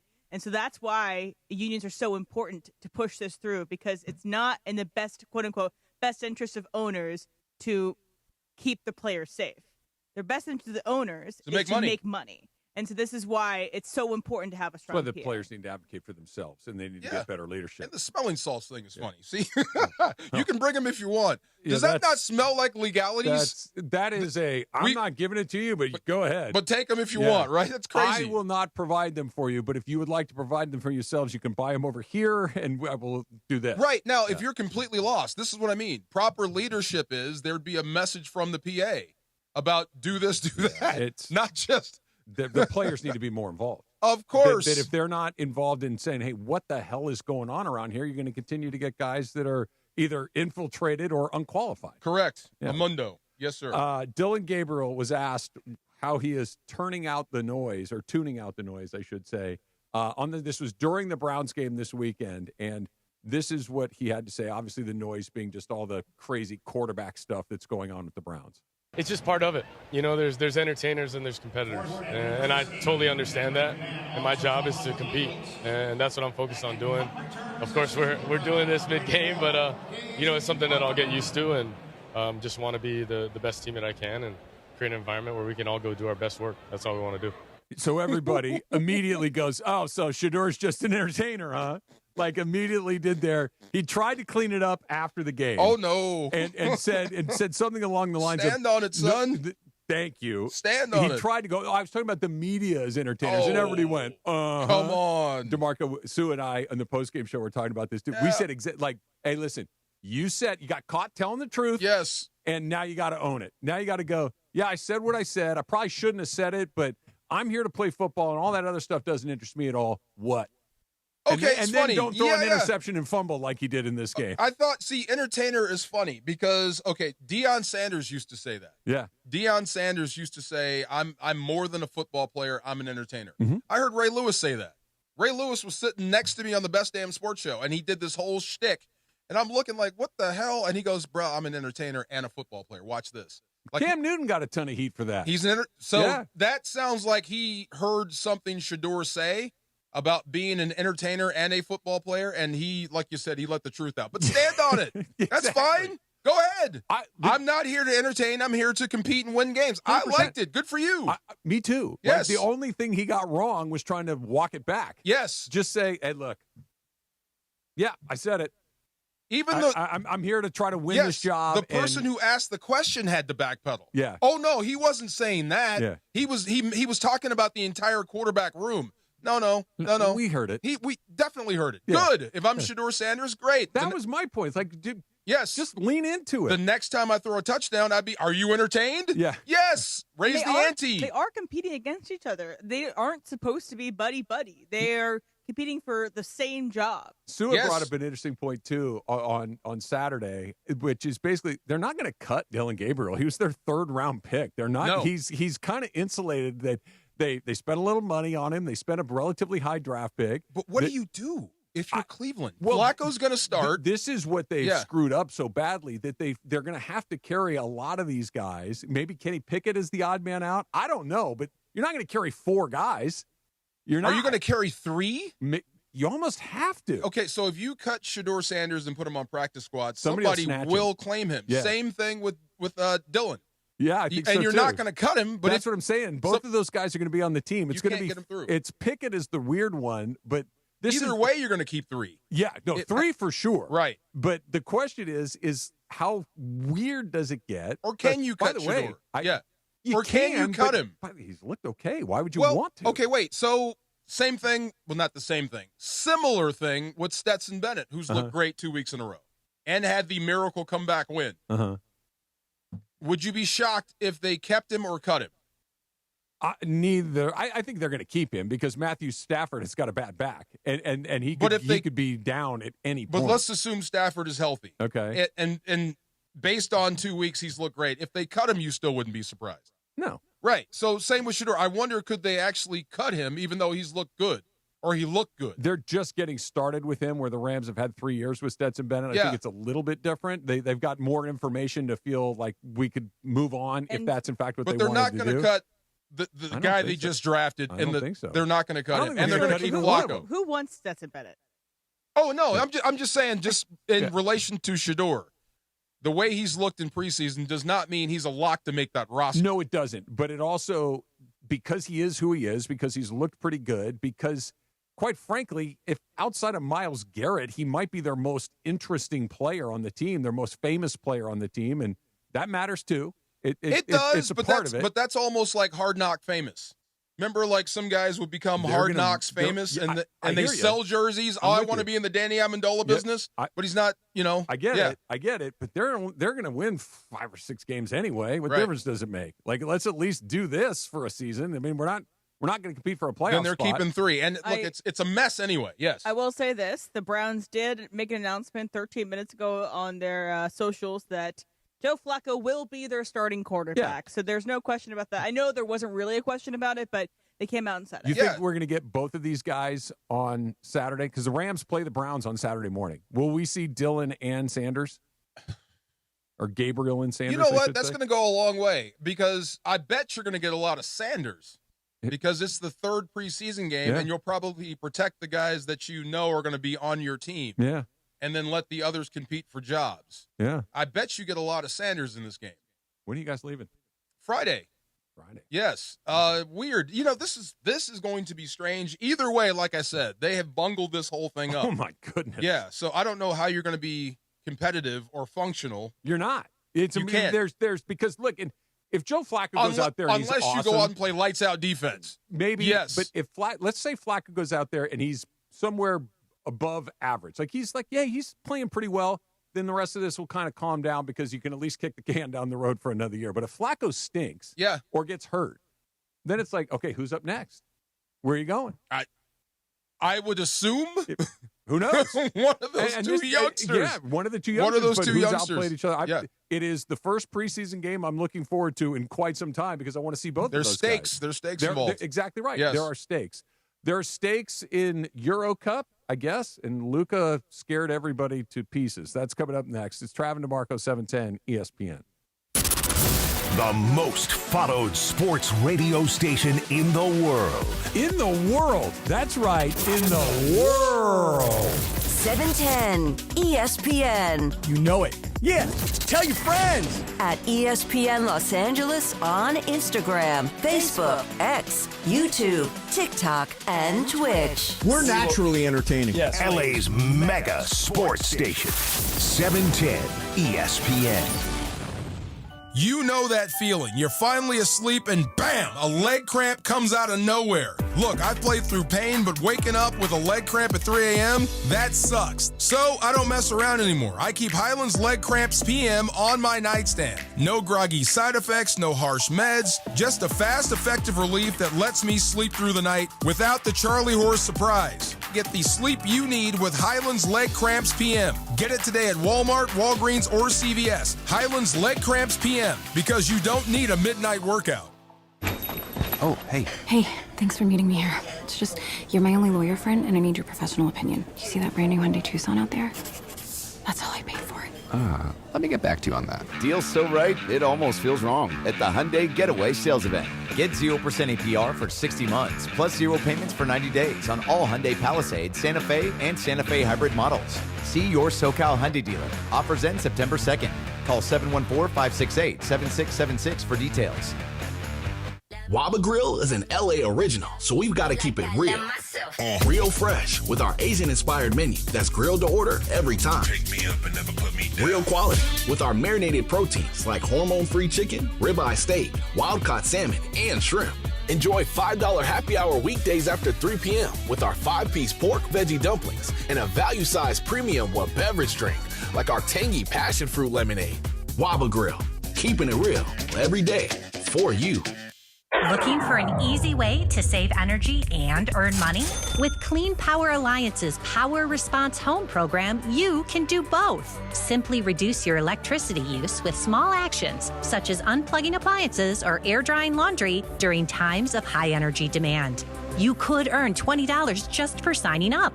Power Response. Great for your wallet and for the planet. Get paid to power down today at cleanpoweralliance.org/home. A SoFi personal loan is here to help you achieve something once thought impossible, overcoming high-interest credit card debt. Walk the tightrope of your finances with one low, fixed-rate monthly payment, no fees required, and as soon as the same-day funding. That's right. Pull off your own debt-defying stunt with a SoFi personal loan. Visit SoFi.com/trick to learn more. Loans originated by SoFi Bank, N.A., member FDIC. Terms and conditions apply. NMLS 696891. Progressive knows if you have to choose between everyday life and your RV, RV wins. What, are you going to take the RV to the lake or clean out your closet? RV wins! Putting the dishes away or taking the RV camping? RV wins! Cleaning the fridge or taking a trip to the beach? RV wins! You might want to clean the fridge real quick because, mold. We clean out the fridge, then take the RV out. With Progressive, you can bundle your RV with your home or auto and save with a discount and spend more time enjoying those savings in your RV. Progressive Casualty Insurance Company, affiliates, and other insurers. Not available in all states and situations. You never have to miss a moment of LA's mega sports station. Get the all-new ESPN LA app. Just search ESPN LA in your App Store or Google Play. Download, tap, and bam! You got 710 ESPN in the palm of your hand. This is the Travis and DeMarco Show. Now weekdays 9 a.m. to noon on LA's mega sports station. 710 ESPN. Think about it, think about it. All right, tomorrow at 5 o'clock, big day. Sedano and Cap and Morales will announce the new football season on-air weekday lineup that'll get underway on Tuesday, September 2nd. So listen to the announcement tomorrow afternoon at 5 o'clock on 710 ESPN and the all-new ESPN LA app and on YouTube at ESPN Los Angeles. So big announcement coming on Friday, tomorrow afternoon, 5 o'clock. Can't wait. In public. Can't wait for the game on. I would be trying like hell to sack Shedeur Sanders if I was a Rams player. That's going to go everywhere. This is the most talked about fifth rounder ever. I know. Ever in life. Yeah. I think Brady owns the sixth round. But as far as fifth rounders go, but Brady wasn't talked about at all in real time. True. It like in later on, it's like, hey, how did that guy fall that far in the draft? But when he got drafted, nobody's going, oh my God, Tom Brady fell that far. From the third pick in the draft, we were keeping track of Shedeur. And Why? Because of Dion or because never mind. Just yes. the whole thing. The whole thing is funny. Yes to right. all of those things. Because of Dion, because of Colorado, because of Travis Hunter, because he's pretty good, because there was a lot of varying opinions on whether or not he would be a good pro. Some people thought yes, some people thought no. The amount some of people money thought, he made in the NIL. all of that stuff. He's a famous person. We're going to see whether or not he becomes a famous football player. But he's a famous person. Let's say Flacco turns back the clock and Cleveland is not a steaming pile. Okay. And they actually make the playoffs. What does that do for his legacy? Flacco's? Yes. Not much. Doesn't move the needle. I think his place is he was a pretty good NFL quarterback for a very long time, won a Super Bowl. I think that's who he is. If he face plants right now, okay. If he's pretty good right now. You kind of expect him to face plant. Yeah, I don't think it changes much. Does it change it for you? No, I think it's the same. I mean, if he wins a Super Bowl and gets to tell his story, maybe you can write your own story. Yeah, because that would be perhaps the most unexpected Super Bowl run You ever. get the Browns to the Super Bowl and you win it, you'd be immortal. You'd be like Broadway Joe. It would. I mean, that would not even be a Flacco story. That would be a what the heck happened to the Browns? How'd they figure it out? But finally, the quarterback that did it is Joe Flacco. Who knew? That would be crazy. Right about that. But if Shador does it, I think the NFL gets more mileage out of that. Yeah, but that's just simply. I mean, that's like if I just started to levitate out of my seat right now. It could happen, but it's not going to. Not at all. I mean, that's saying. Yeah, look, but I think I would get the future started with them.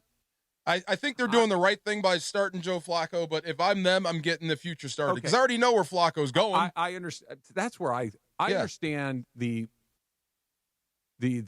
impulse to start the veteran guy. Let's give ourselves a chance. The biggest cop out ever. You don't want to give up before it's even started. I get that, but the reality of it is this is not a good football. Or let me change that. This is not a championship caliber football team. A bunch of really crazy stuff would have to happen for them even to be in the playoff picture. Right.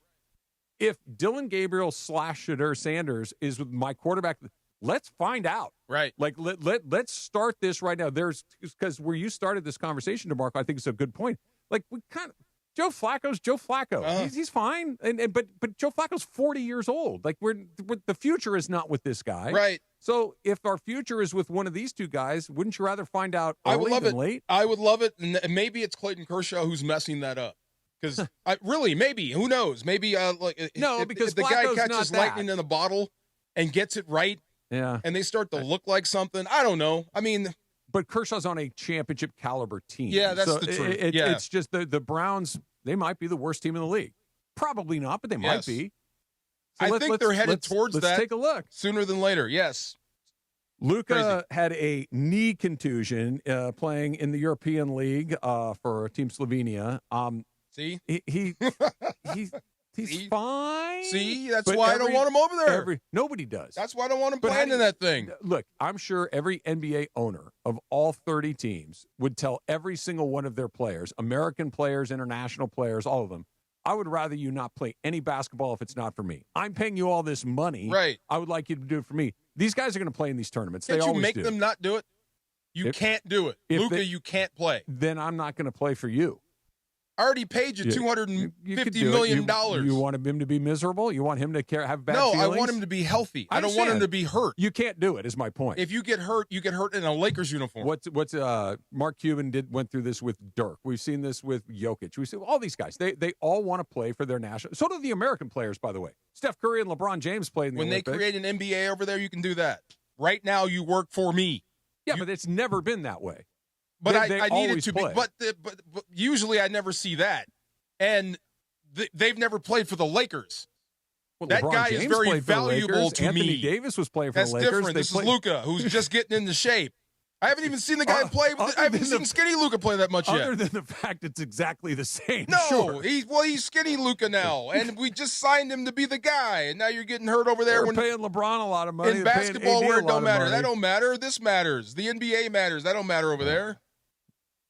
Yeah, if it mattered, then stay over there and play pro ball over there then. Just saying. You're coming over here to play in the NBA because you think it's what? The elite of the elite. He's been playing on this team forever. He's been playing in the NBA forever. All of these guys do this. I understand we all want them to play for our team, the NBA team exclusively, but that's never been the way that it's gone. I don't care about them. I care about him. It's not the Olympics. It's not the Cup.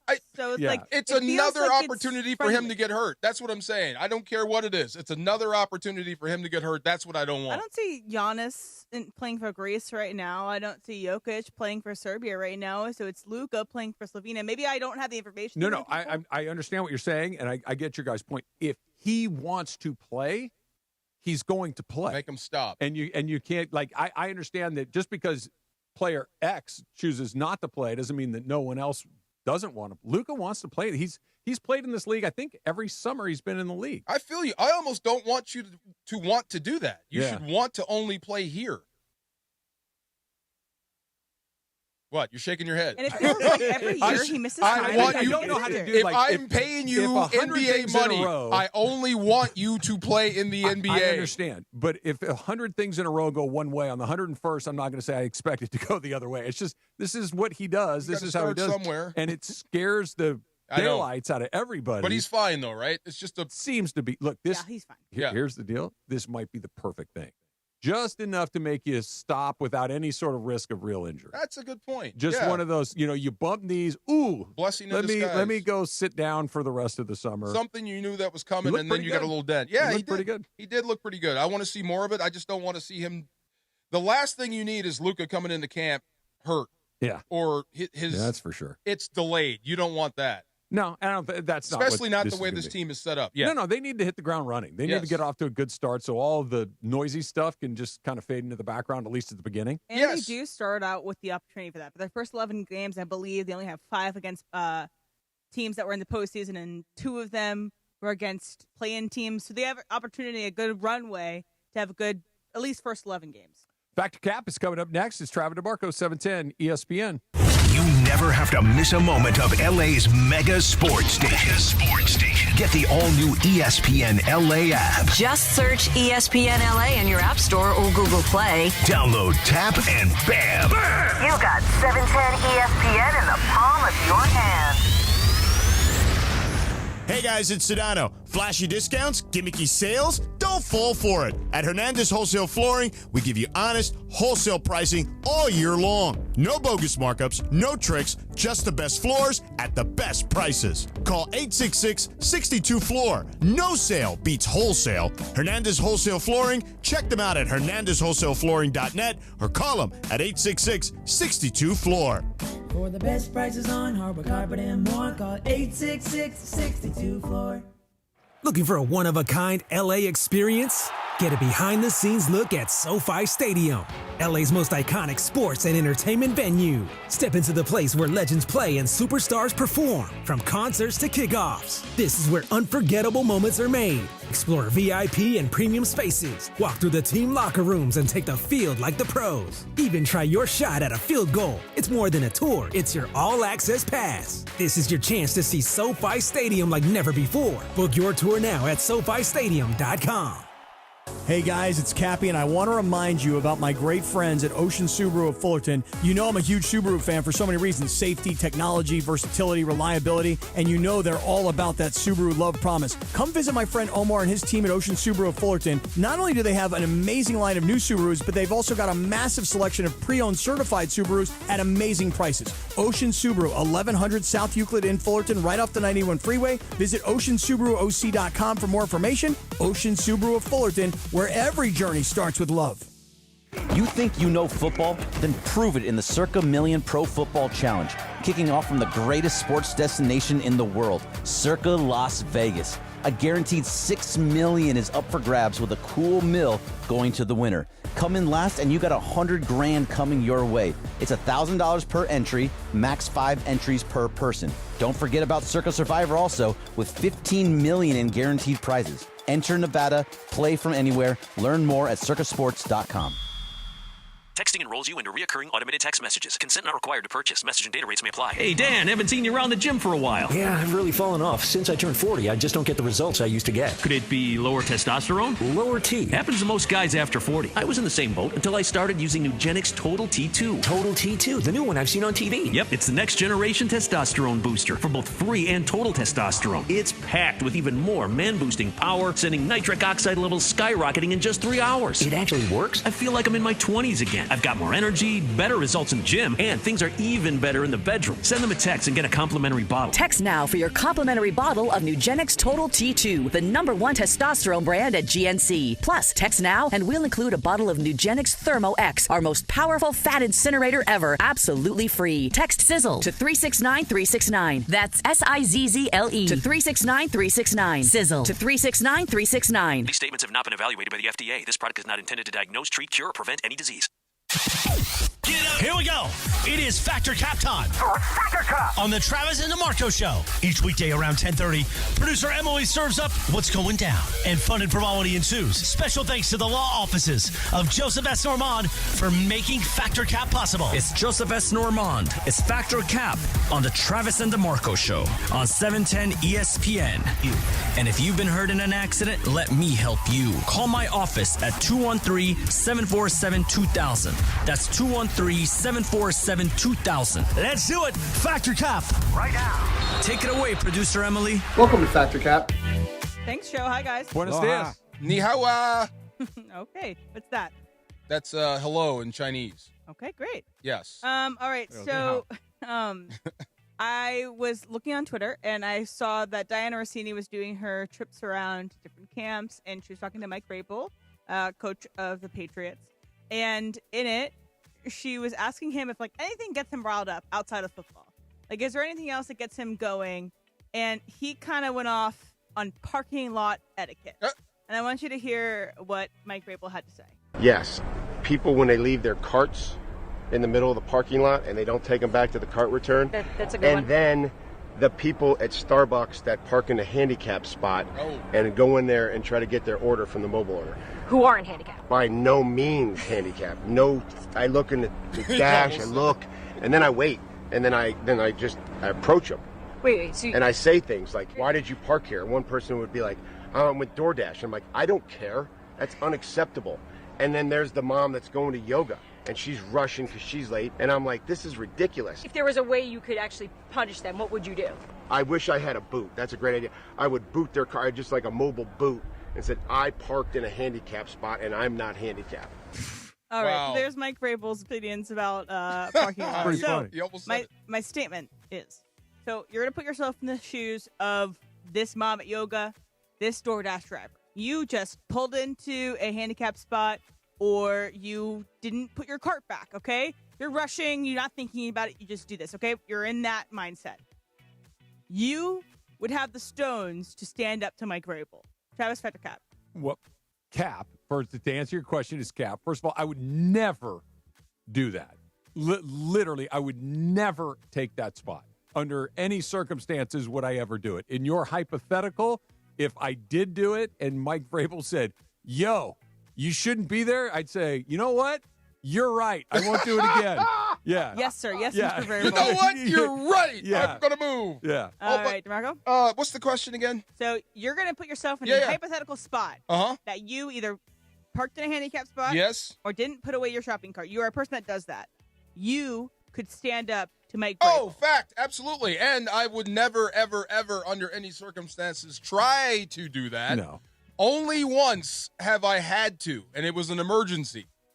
We were DEFCON 1. She was getting ready to go in the back seat. I had no choice. Yeah. I can't search for a parking spot.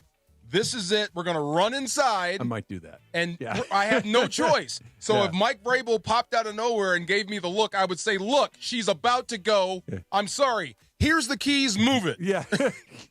But I got to go in. So, cap or fact. Fact, I would, yes.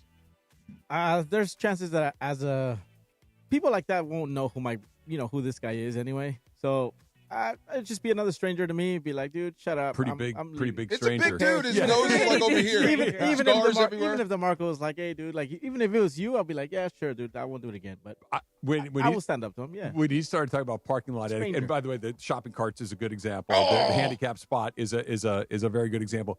But just how about this? Is this too much to ask that you put your vehicle between the white lines on the road? That having, if your tire is on the white line, fix it. You mean when you park? Yes. Okay. Well, DeMarco was the one who's trying to park his big old car in a compact Yeah, you shouldn't spot. do that either. But if you're, I gotta go. But my problem is like somebody pulls in and it's not a Suburban or something. It's a regular. It's a Honda Accord, but the tire is in my space. The rear right tire that should bother you. It does bother me. No, it should bother you as the parker. Yes. It should bother you. There's also a special place in hell for people who leave their carts inside of a parking spot. Oh. So I go to turn in, and there's just a cart there, and I'm a solo person all the time that I'm going grocery shopping, so I don't have someone that can like pull out the thing. It sucks. I will publicly shame you for that. I will. If I see you do it, Do you I will follow Cartnarks on Instagram? I love it. It's fantastic. I don't go that far, Yeah. but I will talk to my daughter very loudly. See, people like that have no home training. My favorite one was when I say that so loud. Oh, yes. it's great. The Cartnark guy, this lady leaves her cart in the bushes or whatever, and he's like, "You're not going to put that back?" Right. And she goes, "Do you know how much money I spent in there?" And he goes, "So?" and she has no response for it. It was just like, yeah, so? Yes. Like, who cares? But I'm proactive. I'm not I Mr. will Ralph. take one. I will take one or two back. Yeah. On my own. Yeah, Yes. and I've also offered to take carts back All the for time. moms with little kids, Sure. old people, Sure. older Yes. people like Travis. Like I'll go and return it for them if they can't do it themselves. Morons that you know are about to leave it out there. I'll take it back. Just leave it here. Let me take that. Yeah, go ahead. So yesterday, HBO was having their Emmys celebration. So Hannah Einbinder is the star of the show Hacks on HBO Max, and she was in the red carpet. And you might have seen this billboard around town if you're driving around LA. There's a billboard for Hacks where she's kind of hanging off the side of it. So they're spoofing. I don't think it was I Love Lucy, but they're spoofing something where she's hanging off the side of the billboard. It's a huge billboard. You can't miss it. So she was talking about how she loves certain placements of this billboard. So this is Hannah Einbinder on the red carpet. Well, it's really important for me because that billboard is where a lot of my exes live, and so that has been really great. Hi. That has been really awesome, just to have it in that part of town where, exes, some of my haters live over there. So she's talking about the one on Sunset, and she's also a very proud Eagles fan, so she's a big sports fan. But anyway, if you had the opportunity, you had the ability to place billboards in town with a huge accomplishment for yourself, you would really want to pick the spots. Oh, for max value? Yeah, facts. And I'm not saying max value in terms of like return on investment, but like no, who's going to see for it? max impact, ROI. absolutely. We had a billboard on Sunset.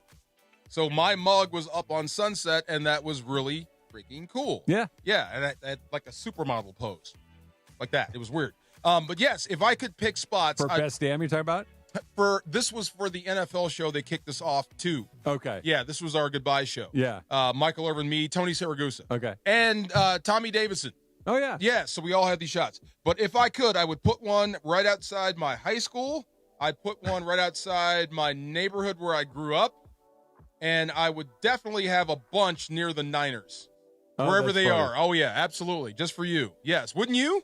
Travis? Oh, I would want to pick where they go, Yeah, for sure. of course. Yes, I would 100% want to decide, okay, put them here. I would want them all where my friends have to see them every day. Not my haters. I don't care about my haters. What I care about is the people that are annoyed by that in a positive way. Like, there he is again. Right. That's exactly right. Like, oh, God, he's there again. Like, that would Mr. be great. Perfect. For instance, Emily, like putting one right outside your house would make me very, very happy. Yeah, right there. Like, right there on he is Pico. again. Mr. Right? Perfect. Yeah. Yes. Oh, my God, that guy. What's funny, too, about this billboard specifically is that you can tell the billboard even if they're on your other side of the street. So, like, because of the cutout? she's hanging out Yeah. off the side, you can even tell that. So, Jorge, you would want to be specific with where these billboards are placed. Absolutely, outside of Nogales High School, outside the Denny's on Valley and Hacienda. Like, absolutely. What is Hacks about? So it's about stars Gene Smart and Hannah Einbinder. Hannah Einbinder is a young comedic writer in her early 20s who gets quote unquote canceled. She can't find a job, and so she goes and writes for Gene Smart, who is a quote unquote hacky older comedian that's doing Vegas residencies. And so it's like both like generational dynamics, comedy, and it's a very good LA show. I like dark comedy drama. It's not really a dark comedy, I wouldn't say, but it's. So they got an American dark comedy drama television series. Is it from the Google AI? I don't know. What is that? Susan likes that show, and it's on in our living room occasionally, and I've watched an episode or two. It's not for me, but she gets a kick out of it. Is it funny? She thinks so. I think it's funny as well. It's not.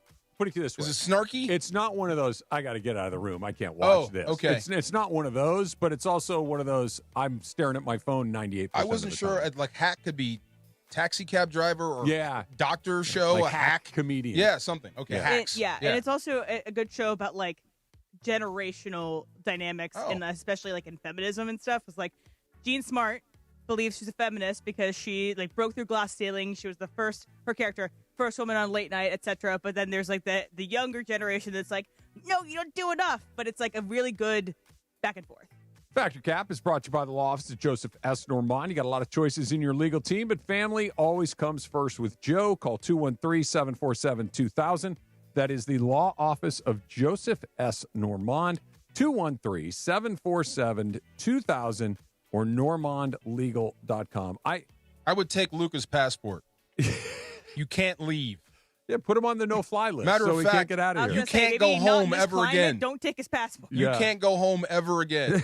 You're locked in the Lakers building. I need to take a poll of the room. Something happened to me yesterday, and I don't know if I did it right. So I'm gonna ask you guys if I should run it back. That's coming up. It's Travis DeMarco, 710 ESPN. The biggest show on the radio. Mason in Ireland is next at noon after Travis and DeMarco. I like that we can see the full. Get Lisa By the way, powder. are you looking at that long mic? Ireland's It is mic a very long mic. It's insanely long. Wait a minute. No, it's not. This is a regular size mic. Why are you so concerned? It's okay that you got a long one. No, I would like a long one, but the regular size. The OGs of LA Sports Talk. Mason in Ireland on 710. Don't navigate the legal system alone. Hey, it's Travis. At the personal injury law offices of Joseph S. Normand, they will fight tirelessly to get you the max compensation you deserve. Joe and his team understand the emotional and financial toll that an injury can take on you and your life. Call 213-747-2000 or visit normandlegal.com. The law offices of Joseph S. Normand have helped thousands of people like you recover millions of dollars in settlements and verdicts. Visit normandlegal.com or call 213-747-2000. Your recovery is their priority. Oh, hey. Hey, thanks for meeting me here. It's just, you're my only lawyer friend, and I need your professional opinion. Do you see that brand new Hyundai Tucson out there? That's all I paid for it. Let me get back to you on that. Deal's so right, it almost feels wrong at the Hyundai Getaway Sales Event. Get 0% APR for 60 months, plus 0 payments for 90 days on all Hyundai Palisade, Santa Fe, and Santa Fe hybrid models. See your SoCal Hyundai dealer. Offers end September 2nd. Call 714-568-7676 for details.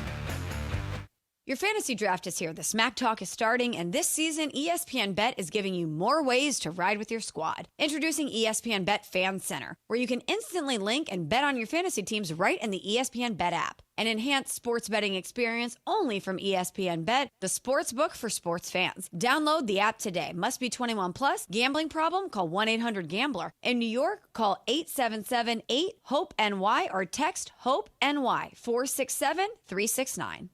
Adam Scheffler here for Vivid Seats, your ultimate destination for all your sports and concert needs this summer. With a game-changing rewards program and an unbeatable selection of tickets, they make it easy for every fan to watch their favorite teams and players in action. Catch every home run and thrilling comeback in person from your favorite seat. Plus, every ticket is backed by a 100% buyer guarantee, giving you peace of mind with every purchase. Visit VividSeats.com or download the app today. Vivid Seats, the official ticketing partner of ESPN.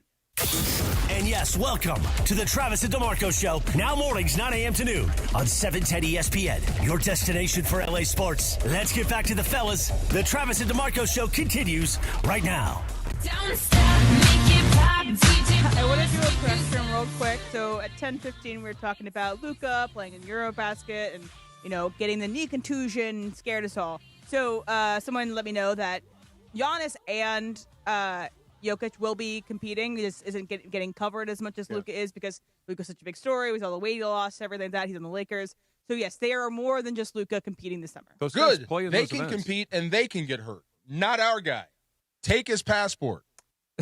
Lock him here. Yeah, well, that's another Just conversation. saying, when you win a championship in a Laker uniform, go play for Slovenia. Right now, we got to beat OKC. Yeah, good luck with that. So, something happened to me yesterday that I don't know. I'm 98% sure I did the wrong thing, but I don't know how to have done the right thing.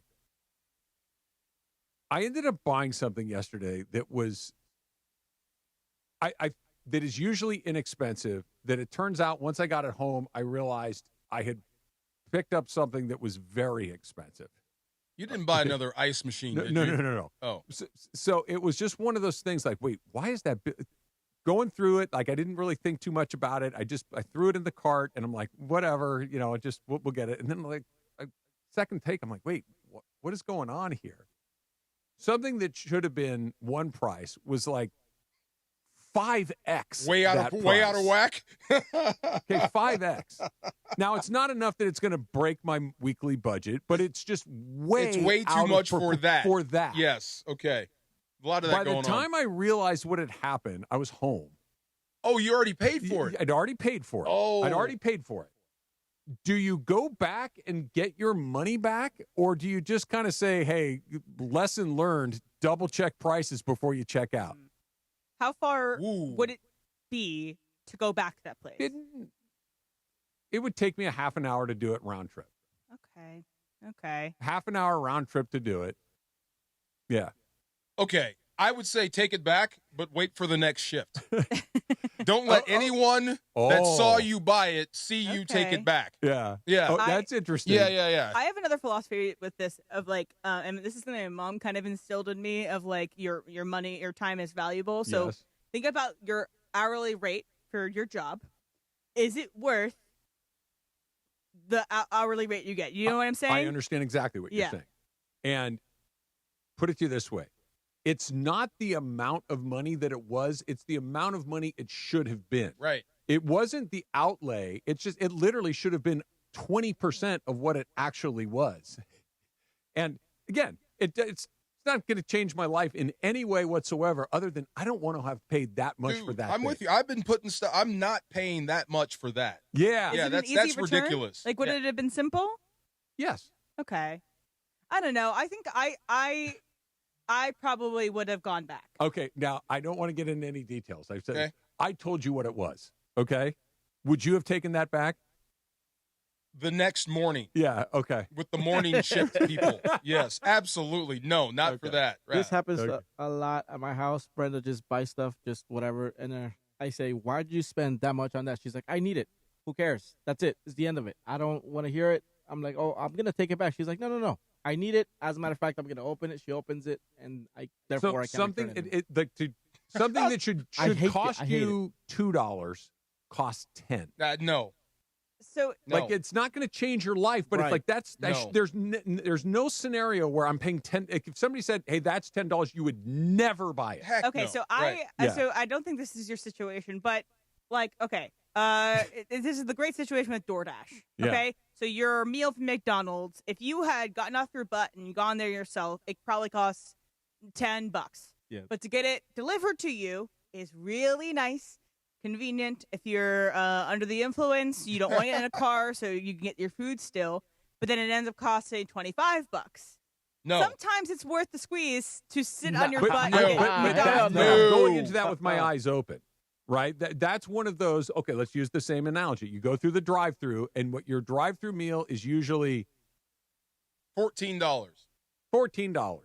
And then all of a sudden, they hand you the bag, you take the food, you sit there, you hand them the credit card, they swipe the credit card, they hand you the credit card back, you drive home, and you look at the receipt, and it says it was $32. Are you like, wait, what? I would think that there was a mistake.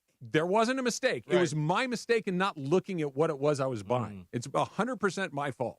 Next time, I'll pay attention to the price. Yeah, so you learned a lesson, but I'm taking that back. My goodness. So, you remember my buddy Lalo? Yeah. They go to this store, right? They buy a bottle of tequila. It was a cool, bottle squared. It was a good, cool looking bottle. It was placed under a different, what do you call it? It was on the shelf. Right, in the on wrong the shelf. spot. Yeah. So they took it thinking it's $49.99, right? So they're like, oh, this is great bottle. Looks nice. Must be good. Boom, they put it in the cart. They go to checkout. They scan the thing. It was $189. Yeah. They looked at each other. Well, we all looked at each other, and it's three of us. And so it's like, do we just buy it? No. No. Put that thing back Yeah, immediately. that's one of those. Oh, Yeah. that was on the My shelf under bad. $49.99. I don't want that. We Yeah. all look at each other like, well, it is a nice bottle. It is. We haven't tried the tequila. And then Did you Lalo, buy it? Well, the girl, Lalo, and it was a girl kind of cashing him out. So he's like, man, I just swiped because I didn't want to be embarrassed because the girl was there. And he swiped, and he ended up buying the $200 bottle. But see, to me, that's a $100 difference. Right. That's a lot of money. Yes. That's a lot. That's not just the principle of it all. That's an actual amount of money that I do not want to spend. This was a $2 item that went for $10 that I'm like, I had no Yes. idea. I'm like, this is. He's thinking, I don't want to embarrass myself in front of this girl, right? She's thinking, Yeah. this fool actually paid $189 for this? Really? Exactly. Rams head coach Sean McVay said they are continuing to take things a day at a time with quarterback Matthew Stafford. He said it was, quote, great to see him out there today. And while we're not totally out of the woods, this is at least he's in uniform. He's practicing with the team. First time really all camp long that he's been out there in a meaningful way. So this is a very positive step in the right He's running direction. around. Yep. He's moving. He doesn't, on the clips that I've seen from different reporters, doesn't seem to have limitations. No, good optics to have him out there. And this is the time you need him. This is when you start turning the page to week 1 anyway. Yeah, right. It's time for you to take snaps. You're putting some stuff in for Houston. Yes. Whether the guys in the huddle know it or not, you're preparing for Houston. This is all the stuff that you will use. Like, it'll be funny. This always happens. Like, you'll start running stuff in practice, and then you'll get to the game and not use it. Yeah. And you're like, why didn't we use that? Well, that's stuff for week 1. You may or may not be here. Because the last thing you want to do is cut somebody, and then they know the playbook and the schemes and all that stuff, and they just download your info. Yeah. So you want to keep this hidden. But this is the time where Matthew Stafford should be under center with his football team. And I get that he's a vet. I get that he's a very smart football player. I get that he's been here for a long time. Yeah. That he and Sean McVay speak the same football language, all that stuff. It's still nice to have a few practices under your belt before you hit the week 1. And all that doesn't matter if your back keeps locking up. Yeah. It doesn't matter how smart you are or good your arm is if you can't get on the field. So this is good. I hope he stays there. And I hope he looks good while he's doing it. This is like it inspires confidence. The first day that Shohei pitched against the Padres when he finally got back on the mound, it was like, I almost don't care so much how he pitches. I care how he feels the next day. Right. That was kind of, and I guess that'll be Stafford tomorrow, right? Yes. Like how does it feel the day after, a couple of days after? Do you think he even goes to Cleveland? That's a great question. It Because, depends on how bad the back an airplane is. ride back and forth. I get that you guys aren't throwing Well, middle I'll say seat on this. Southwest. This is just but me. still. This is just me. And just watching what happened on Saturday and perusing the sidelines with my binoculars. When you see guys like Quentin Lake and they're out there, Jared Verse and they're out there, and all these leaders, and they're not playing, but they're out there. But I didn't see Stafford. Now, it's good. Go sit down if you can. But I think it's big and it's necessary for you to be present as the leader of the football team. But if you can't go, you can't go. It's better for you to stay here than so be it. But I would rather have you on the sideline. In a perfect world, you'd want him there, Yeah. but we're not in a perfect world. We're Right. we're in a world where he's got to trick back. True. And then it's like, stay here and relax. Yes, I got you. All right, Dodgers and Padres last weekend, all Dodgers, a lot of really good news. And I thought that Dave made a really he kind of showed his cards a little bit yesterday afternoon. I want to get into that coming up next. It's Travis DeMarco, 710 ESPN. And Next Gen, the official AC, heating, plumbing, and electrical team of SoCal sports fans. And, you know, we've had a relatively mild summer. We know that it's not going to last, though, right? It's going to get hot. And so you're going to flip on that air conditioner and you're going to be like, hey, it's not working anymore. So whether you need to repair or replace your air conditioner, Next Gen is the call to make. 833-3-NEXT-GEN. They're backed by thousands of 5-star reviews, lifetime warranty on parts and labor for new AC installs. Plus, you can trust Next Gen for quality work and peace of mind. they can get out there the same day in an emergency. There are financing options available that start at just $5 a day, so they're going to take care of your wallet as well. There has never been a better time to upgrade your air conditioning. Open 7 days a week, lifetime warranty options, financing, as I mentioned, all of it at NextGen. 833-3-NEXTGen. That's 833-3-NEXGEN and NextGenAaronPlumbing.com.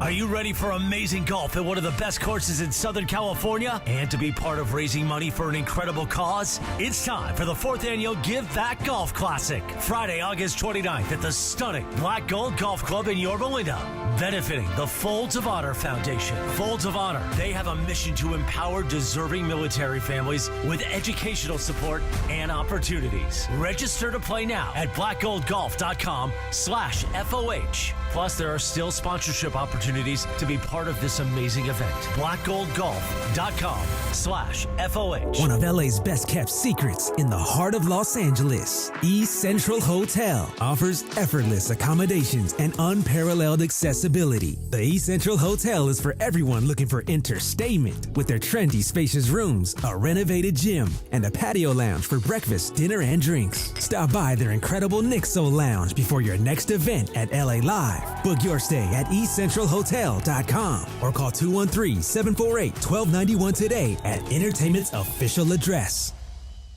Waba Grill is an LA original, so we've got to keep it real.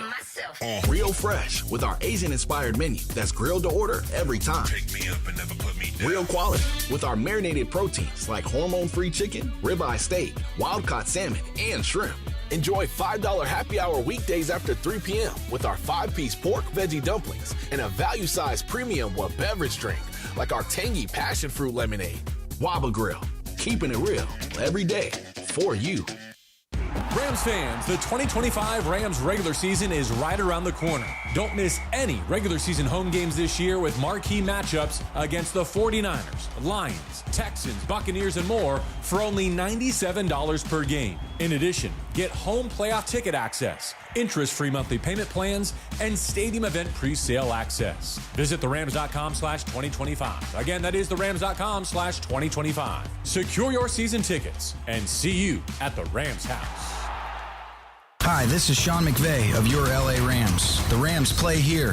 KSPN, Los Angeles. 710 ESPN. A good karma brands radio station. And yes, welcome to the Travis and DeMarco Show on 710 ESPN. I want to put my feet in the sand. I want to drink. I want to eat. I want to walk. I want to have the sun on my face. That's it. Let's get back to the fellas. The Travis and DeMarco Show continues right now. Yes, y'all. I'm going to do all of those things coming up here in a little bit. I'm going to walk. I'm going to put my feet in the sand. I'm going to get my sun on the face. I'm going to have a glass of wine. You're going to walk on the beach? Yeah, I did yesterday. Yeah. That's no joke. I get on the hard packed sand. I don't do it in the loose stuff. I get down by the hard water. pack, same thing. I mean, it's still uneven surface. Yeah, I don't like that. Yeah. Only for about maybe a mile yesterday. Okay. I did. I went big again yesterday to Marco. What'd you do? 12. Ooh, nice. Yeah. How'd you feel? Pretty good. Yeah. Yeah, pretty good. All right. My feet are kind of bothering me, but yeah. Well, they should bark after 12 miles, my man. Yes, sir. I think I need to get new shoes. Like, not a bad thing. Get the old man's. Get some, what do you call those things? Not the Skechers, the other ones, the Hokas. I have Hokas. Yeah, and they're supposed to be great. I've had, this is my 4th pair. This is the first pair that's like pinched my feet, and they're the wide ones. So I don't know if they changed the design or whatever. I'm going to the podiatrist. I have to get another orthotics made. Oh, for the arch. Yeah. Yeah. Do you have flat feet or high arches? Oh my God. Yeah. A pancake flat, bro. Have you seen LeBron's feet?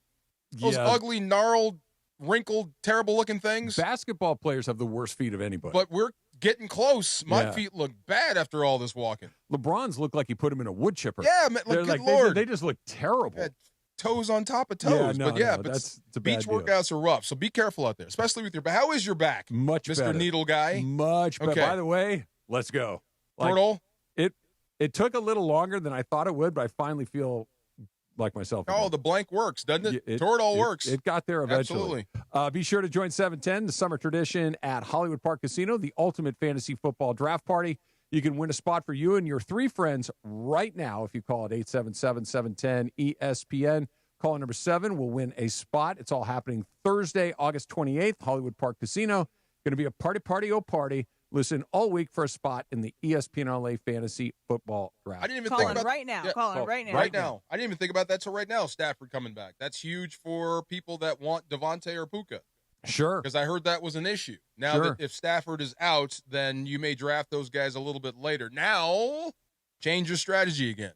Yeah. I mean, look, if Matthew Stafford is somewhat himself, those guys are going to put up big numbers. Of course, they're going to eat. Yeah. Yes. Yeah.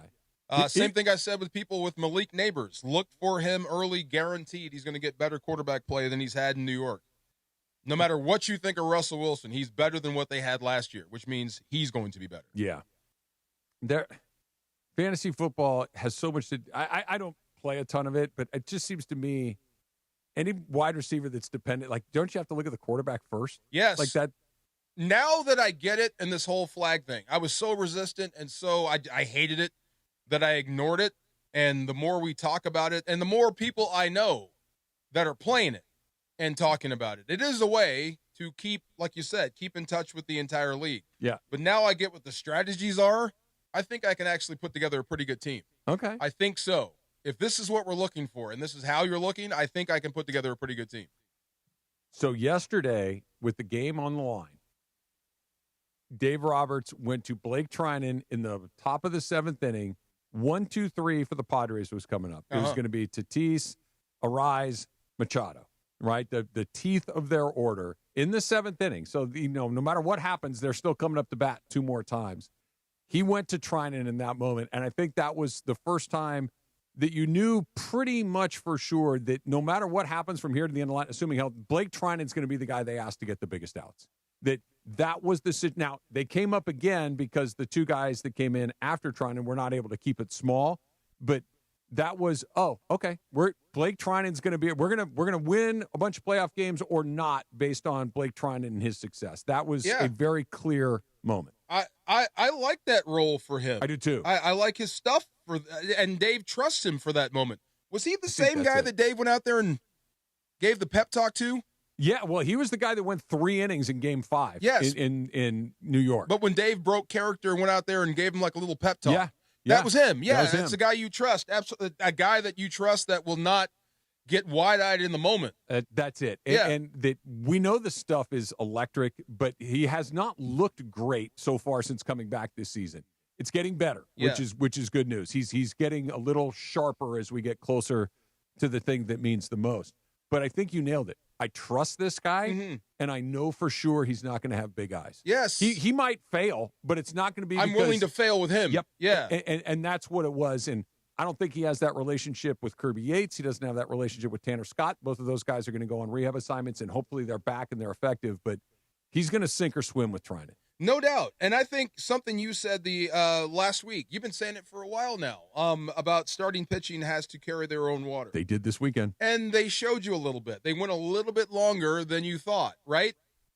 A lot longer. A lot longer. Yeah. They understand what's at stake, and they're trying to help out the bullpen. But I'm with you, man. I mean, how many people would you actually trust in those moments?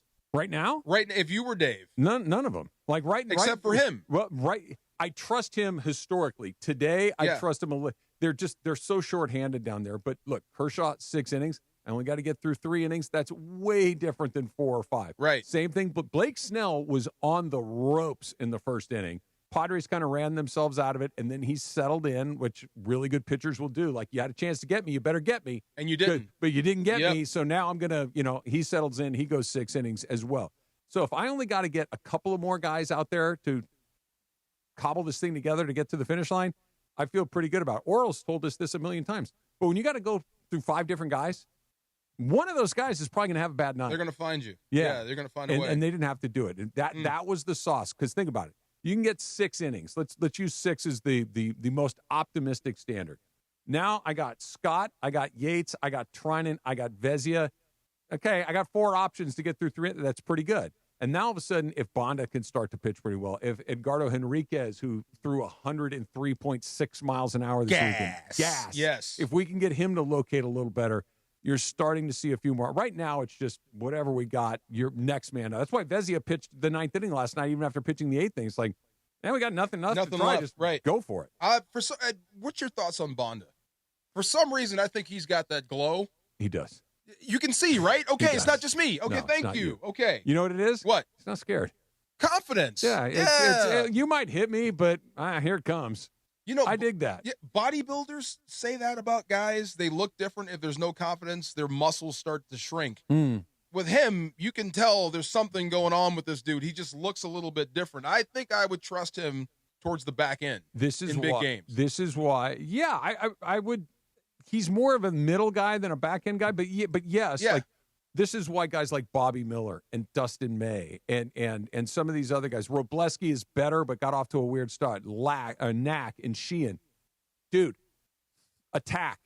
It doesn't need to be perfect. It just needs to be good. And the way that good could, if you're not attacking the strike zone, if you're walking guys, if you're letting them sit in hitter-friendly counts, they're going to kill you. Right. Because if you're walking guys, I don't need a hard hit. I just need a hit. But if I'm constantly in the strike zone, the way that Clayton Kershaw is, the way that Yamamoto is, the way that Blake Snell's kind of in a tweener, but Glasnow yesterday, like just attack. It's really hard to score runs. What are you expecting from here on out against the Rockies? Hard to get up for the Rockies. Coming off a big series sweep of the Padres, what are you expecting now of the Dodgers? To roll? I expect them to start to look like they look there because roll. While the Rockies are literally maybe the worst team ever put in Major League Baseball. We'll see. We're still on pace for that. The Dodgers have no wiggle room. They create a little bit of space, but you lose one of these games to the Rockies, and you're going to be kicking yourself. See, okay, so it goes back to the other point about the Padres coming at the right time. I thought so. I think you needed it. Now I'm afraid about the Rockies coming for the opposite reason. I'm glad it's right on the heels. You think so? I really am. I'm glad it's right on the heels because you finally got right. You know what I mean? Like you were in the dark. The Angels thing was ugly. You didn't play well. You blew 2 games late, and then you played really well against a very good team. Like, this is who we are. Let's get back to this. Mookie's feeling like he turned a corner. Your starters, Colorado always does damage to your pitching. But, yeah, I on the heels of a very dark time, I think it's coming at the right time. Because, remember, we were coming off, like, about as deep in the valley as you can come off of because you lost to the Angels. 3 times. And now we're the other way with the Padres. So I guess you would have a little more confidence if you saw the same effort, the same way you played against the Padres, you played against the Rockies. Show them the same respect. If it drops down again, you know what I mean? I'd be really surprised if that happened. I would be more disappointed than before you started the series with the Padres. Look, here's what the Dodgers have left. They only got 39 games left in the regular season. We're getting towards the end of the line. Right, okay. They've got Colorado right now, last place team. They get San Diego again this upcoming weekend. It's one of 2 remaining series they have against a really good team. Then they play third place Cincinnati, who is mediocre. They play third place Arizona, who's mediocre. They play last place Pittsburgh, last place Baltimore. They play Colorado again. They play fourth place San Francisco. You play one more good team in Philadelphia. They're pretty good. Then you get fourth place San Francisco, third place Arizona, and you finish with Seattle. You have 2.5 series left the rest of the way against teams that you might see in the postseason or a caliber of that. Yeah. Get fat. Get it's fat time and stack to eat, wins. And I would go to the number one coaching point. It's not about them, it's about you. Yeah. If you're playing your best game, it doesn't matter who's on the other side. That's what they did this weekend. But that's what I mean. I hope that this stays, and this just wasn't because the Padres were here. That's what I hope not. I think the Padres series this weekend, the Dodgers beat the Padres on Friday night. Right? They won that game 3-2. They got some big hits. Kershaw was great. Bullpen was good. The Padres beat themselves on Saturday night. And you didn't get in the way. And you let them do it. And you didn't get in the way. Right. If they're going to do that, they're going to drop fly balls in center field. They're going to run into outs on the bases. Knock yourself out. We'll take it. And then the Dodgers beat the Padres again yesterday afternoon. They scored 3 runs Freddie hits the home run in the first inning. They scored again in the second. They didn't score again until the 8th inning. They went, but they also never let it get big. You held them down. There was a couple of times where it's like, okay, time, go ahead and run it, second and third. Let's see what happens. Okay. Get off the field. We'll see what it does. I hope it remains. I hope we're right about Kershaw and having him lead off the series and set the tone. If that's the truth, then lead off which series? Just against the Padres. Oh, yeah. He was the perfect guy to lead off the series with the Padres. Yeah, set the tone. It lined up right for him. Perfect. His turn at the right time, and he stepped in and he gave it to you. Yeah, he gave it to them. Yeah. Yeah. You wonder if there isn't something, and you tell me, you've been in the locker rooms. I haven't really done this. Like, guys, this is what I'm talking about. Does he need to say anything? Like, not after the fact, but let's go. Let's get your you-know-what together.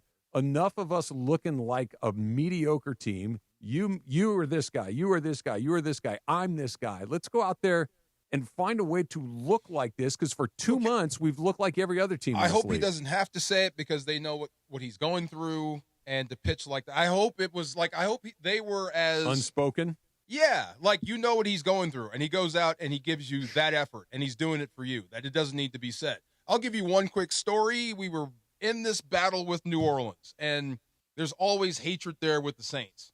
And Marshall never says a word. He's just not that sort of leader. He leads by example. So he's on the field, and it's getting chippy.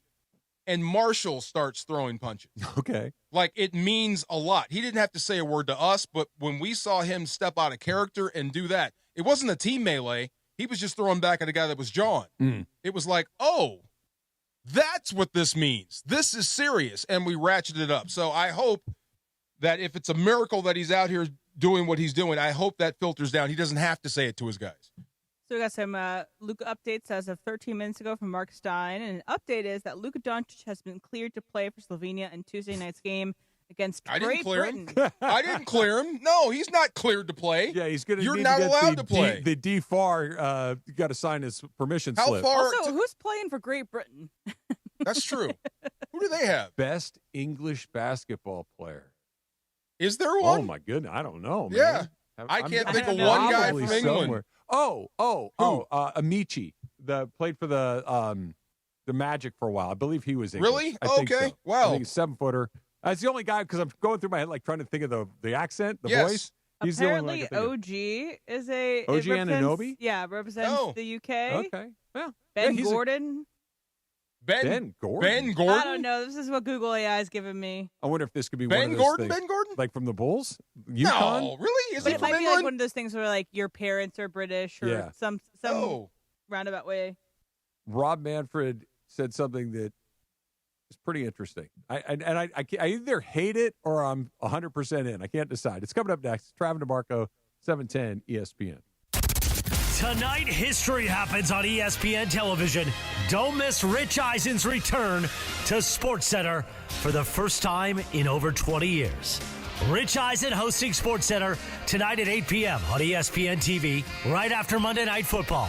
I can't wait. I remember growing up watching Rich do SportsCenter, and Rich Eisen's back on SportsCenter tonight at 8 o'clock after Monday Night Football, tonight on ESPN.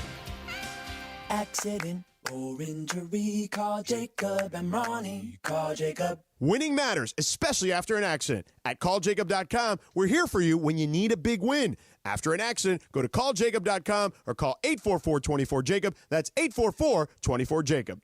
Hey, it's Mace. This year marks the 90th anniversary of Social Security, a cornerstone of financial security in America. For 9 decades, it has kept hundreds of millions of Americans out of poverty, given families across the country peace of mind and dignity in retirement. That's why AARP will never stop fighting to protect the Social Security payments you earned. Learn more at aarp.org/CA. Don't forget, Tuesday at 5 p.m. We will announce the new football season fall on-air lineup. Are you ready? 5 p.m. Tuesday with Sedano and Kappa and me as we announce our new weekday lineup. The Cerritos Auto Square. It's America's largest auto mall. 24 dealerships, all the top brands, all in one easy location right here in SoCal. And here's the secret. These dealers sell more cars than anyone because they have low prices. And they can actually afford low prices because they sell so many cars. Check it out at CerritosAutosquare.com. Cerritos Auto Square. Get ready for the ultimate freestyle experience. Monster Jam Freestyle Mania, presented by Spin Master. For the first time ever, Monster Jam trucks team up with freestyle motocross bikes to deliver gravity-defying skills and thrills. See one-of-a-kind FMX bikes designed to match your favorite iconic Monster Jam trucks. Cheer on Team Gravedigger, Team El Toro Loco, and more. 2 times the freestyle action, full sad family fun. Coming to Crypto.com Arena this weekend. Brought to you by BKT Tires. You have to see it live, so lock in your seats today at MonsterJam.com. Switching to Progressive is a game-winning call. And that reminds us of other game-winning calls in the history of sports. It was a doubleheader in August and really hot inside the concession stand. So instead of waiting for people to come to me, I figured I'd walk around yelling, "Hot dogs here!" And that's how I became the first hot dog vendor in sports. Okay, not really a game-winning call, but it was a good call. You can make one too. Switch to Progressive and you could save hundreds. Progressive Casualty Insurance Company and affiliates, not available in all states. Oh, could this vintage store be any cuter? Right? And the best part? They accept Discover. Accept Discover? In a little place like this? I don't think so, Jennifer. Oh, yeah, huh? Discover's accepted where I like to shop. Come on, baby, get with the times. Right, so we shouldn't get the parachute pants? These are making a comeback. I think. Discover is accepted at 99% of places that take credit cards nationwide. Based on the February 2025 Nielsen report. And yes, welcome to the Travis and DeMarco Show. Now mornings, 9 a.m. to noon on 710 ESPN. Your destination for LA sports. Let's get back to the fellas. The Travis and DeMarco Show continues right now. Tomorrow at 5, big announcement. Sedano and Cap and Morales will announce the new football season on-air weekday lineup that'll get underway on Tuesday, September 2nd. Listen to the announcement tomorrow afternoon. Again, it's at 5 o'clock right here on 710, the all-new ESPN LA app, and on our YouTube channel at ESPN Los Angeles. So be here all day, every day, but really be here Friday at 5. Just lock it in, don't leave. Yeah. There you go. Okay, Just like Luka. Another British person who played or British made. The Queen. So Steve Bucknall, who played for the Lakers at one point in time, was a British developed player to make the NBA. He was the first British developed player to make the NBA. Okay. They don't play basketball in England. Here's the thing we're He played thinking the about. 89-90 season for the Lakers. They don't play basketball in England. Russians. We've seen a whole slew of Eastern European players. We've seen Spanish players, German players, French players, Argentinian players, Brazilian players, Mexican players. Like, we've seen everywhere. And when we hit the UK, we're like, Okay, none. so also, Australia's got a bunch of guys in the league. Yeah, that's true. Luol Deng is a British player, and he is a two-time All-Star.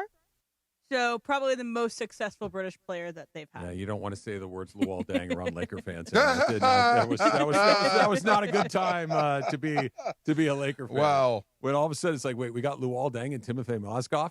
That's what they're doing with all of this money. Soccer's king in England, right? Yes. Soccer. Yep. Well, they invented it. Rugby, F1, cricket, soccer. They got some stuff. Yeah. Track and field. Fighting. Boxing, UFC. MMA. Yeah. Yeah, a lot of Basketball. basketball. Well, okay. The whole thing with soccer in England is that they were the ones to call it soccer first. Because it's based off of association. Soccer. And so association clubs, they made it soccer. And then once Americans got to playing it, they're like, no, it's called football. Football. Like, that's it. So they were the first people to Why do they invent care soccer what we're and to call it doing? We're soccer. never any good at it anyway. Yeah. Like, it's just like if Brazil started to steal your stuff, sure, Brazil's really good. Yeah. Right. If the No Germans doubt. or the French started to do it, you're like, sure, they're really good. But It's like because they're Americans, British and they like to talk down to Americans. One of those things, Sonny, at his press conference for LAFC said, "Oh, do we call it soccer? Do we call it football?" But he was like, "I'm just gonna go with football." So There he you just go. went out for did you get your tickets yet? No. No. You gotta remind me, bro. Tickets to- Tickets to what? To see Sonny at LAFC, right? They play San Diego this Saturday. Oh, the 31st. I got time. 31st? Oh, you got that covered? I thought we knew Okay. people. Okay. Thought we know people. That's There you what I'm go. saying. I got time. I'm not. Okay, you got time. There you go. See you. Relax. Yeah, we'll figure it out. So they did the MLB Little League game last night where they played in Williamsport. And it's fun to see all the kids there and all that stuff. They chanted for the Soto Shuffle, and Soto did it, and that was cute. It's great. And Cal Raleigh, the big dumper, did you happen to see his chest protector No. yesterday? It was, instead of just having like kind of the normal padding, it was the padding, but printed on the padding were all the Little League pictures of his teammates. Oh, that's cool. It was just awesome. That's it's just really cool cool stuff like that. Yeah. Rob Manfred, commissioner of baseball, was on there and started talking about something that I think I don't consider myself a baseball traditionalist, but this did turn my head. I think the first two topics are related in my mind. I think if we expand, it provides us with an opportunity to geographically realign. I think we could save a lot of wear and tear on our players in terms of travel, and I think our postseason format would be even more appealing for, entities like ESPN, because you'd be playing up out of the East, out of the West, and that 10 o'clock time slot where we, sometimes get Boston, Anaheim, would be two West Coast teams, and that 10 o'clock slot that's a problem for us sometimes becomes a real opportunity for our West Coast audience. So I think, I think the owners realize that there's demand for Major League Baseball in a lot of great cities, and that we have an opportunity to do something good around that expansion process. All right, so the expansion process, the two things he talked about, expansion and geographic realignment. Okay, because I was caught up in the music going on behind me. Yeah, there's a lot of music It was awesome going on. It's like something going on, like a DJ. Yeah. But what? So you're a baseball purist, kind of, sort of, meaning what? You don't want expansion, or you do? No, expansion is just the natural order of things. Things expand every once in a while. There used to be 12 teams. Now we're up to 30. You grow. Right? Growth. Yes. Growth is normal. Okay, so what's conflicting? The geographical realignment, and what he started talking specifically about, kind of, you need stuff in the 10 o'clock window. In other words, 7 o'clock West Coast time, right? 10 o'clock in the East. You need games on. And there are, but what he's talking about is you're going to have more of a, what I heard was we're going to go more to like an NBA situation where we're going to split the country in half. You guys over here, you guys over here, which would mean the American League and National League as we currently know them are totally different. Would be gone. That we would align geographically. We have the American League, or whatever you want to call it. We have the Northeast Division. Yes. We have the Southeast Division. You have the Midwest Division. You have the Texas Gulf Division. And you have the California Division, which would mean the Dodgers, Angels, A's, Padres, Mariners are all in one pod. And the Dodgers, Mets, Yankees, all that. All over. Mets, Yankees, Red Sox, Phillies, all in one pod. And not like you never play each other. It's just that the playoffs are kind of set. Yeah. What's wrong with that? That sounds nothing really necessarily. good. Nothing necessarily. It's just a big change. It's a very big change. It's not necessarily bad. And that's no what one's I mean. moving. It's just you're changing the schedule. And you're changing your opponents. You're changing your traditional opponents. The traditional opponents, like, for instance, you'd still play the Padres and the Giants, yes, and the Rockies, but you'd also have the Mariners, the A's, and the Angels in the mix. Okay. Yeah, it's very different. At one point, the Seahawks were an AFC team. No, I understand it happens. It happens. But it's rarely where you just go, you have two divisions that are spread out, or two leagues that are spread out across the country, to just basically say, we're just going to draw a big T through the middle of the country and come up with four different things. That's like hockey. That's like basketball. It's like baseball. I have a question. Since the new rule changes, is there any differences in the way baseball is played between the AL and the NL? Oh, universal. Because I know, not really. What, 3 years ago was when they got rid of have the universal DH, and it's all the same now. Yeah, yes. You've been moving towards this for a while. Yeah. So this is the time to do it if you wanted to. I don't hate Does it need to be done? I don't hate it. Well, the question is, first of all, okay, expansion. Give me two American cities that need a baseball team right now that don't have one. Okay, so you were telling me, like, baseball traveling through the South, right? Right. So Nashville. Nashville makes sense. There's one. And then Western, if we're going to have to add East and West to have this format, either Portland or Salt Lake. Those are two places that support an NBA team. Mm-hmm. So clearly there is fan base there. So I think Salt Lake or Portland. Portland's a good idea. And isn't that why they had the baseball game at Bristol? They're bringing it to the South now? No, that's not why? I thought they were trying to sell the game There's down not there. enough big cities in the South. Don't forget, Vegas is coming, though. Yeah, Vegas Vegas has got a team. That's the A's. Yes. I think But Sacramento is a possibility. Milwaukee has a team. Nashville could have a team. No, Nashville could have a team. Yes. I'm not saying Nashville makes sense, but anywhere in the South that's not Nashville does not make a ton of sense. But just selling it to the South, Maybe Charlotte. Charlotte could be interesting. Because what we've talked about before in the past is that, yes, that college baseball is huge in the South. It is their main sport outside of football season. But packing Mississippi State Stadium is different than packing. Getting 8,000 people is a lot easier than getting 30, right? And you got 81 games. It's a lot. It was a 50,000 seat stadium on a town that had 30 or something like that. You have to bring them in, but I think you it can do could it work for football. Like you can, like, for instance, I think in Lincoln, Nebraska, right? Like becomes the third largest city or whatever it is because something they put like 100,000 people in there. That's it. Yeah, but they do that 5 times, not 80. Is Nashville, would that be convenient for other people in the South to get there? There's a soccer team already there. It's new too. Yeah, so. and they have a football team. They have an Right. NFL team. But if I you're- think I don't want to get into the For weeds. every day, I don't want right. to get into the weeds of what is the South and what isn't the South, but I do think that it would satisfy some people. So you have kind of the upper South, the northern South, that could go to these national games, and like below that go to the Georgia. It never occurred to me there really doesn't have there's a Southern connection to baseball outside of Atlanta and Texas, right? Yeah, well, you know what they say about Texas isn't Texas. that, yeah. Right. Texas it's not the West, it's not the South, It's Texas. But I know, but they really don't have a connection to baseball. So that's the only really untapped market. If you wanted to But go there's no that people route. down there. Like Not enough. there's That's just probably not why enough they're not people there. Yeah, Yeah. that's exactly why they're not there. There's not enough people there. Right. And where the people are, Nashville has enough people. Charlotte has enough people.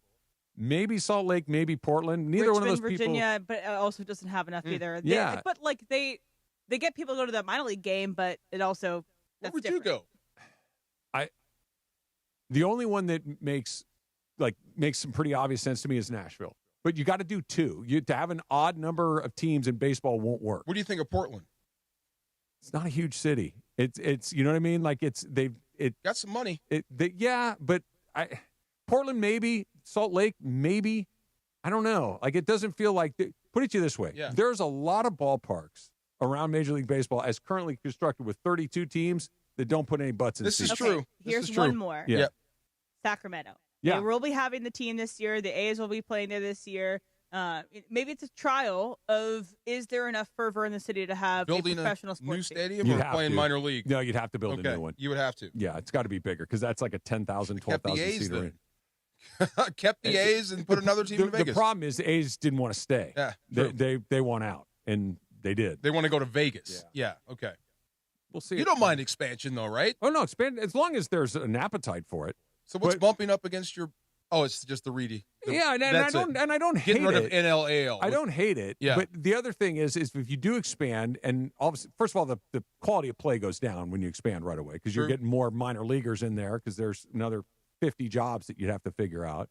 But I don't want to, it's weird when you watch a game and the ballpark's completely empty. It's so much more fun when you turn on a Padre game, a Dodger game, a Giants game, a Yankee game, and there's people in the seats. Yeah. And empty seats Part are of ugly. that thing when I said I want to see that last strike when Machado strikes out, it's him missing. It's Vezia's reaction. The people behind him, they're all on their feet. Oh, yeah.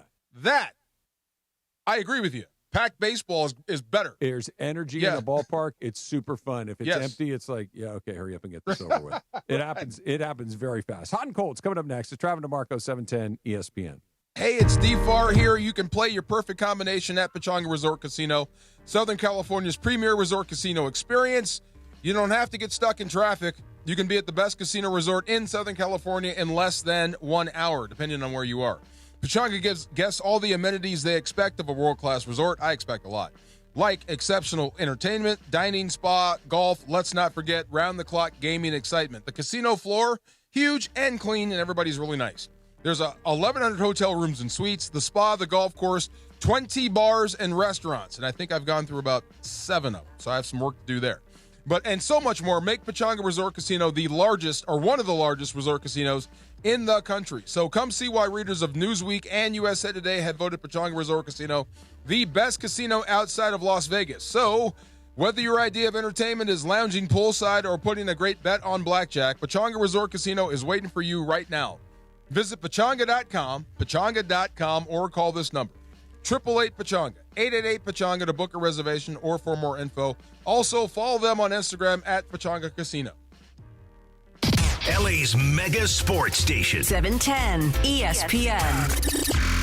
Do Crohn's disease or ulcerative colitis symptoms keep coming back? Tremfya, guselkumab, may help, with rapid remission achieved at 12 weeks and lasting clinical remission at 1 year. Some even saw visible improvement of their intestinal lining at 12 weeks and 1 year. Tremfya is a prescription medicine used to treat adults with moderately to severely active Crohn's disease and adults with moderately to severely active ulcerative colitis. Serious allergic reactions and increased risk of infections and liver problems may occur. Before treatment, your doctor should check you for infections and tuberculosis. Tell your doctor if you have an infection, flu-like symptoms, or if you need a vaccine. Healing is possible with Tremfya.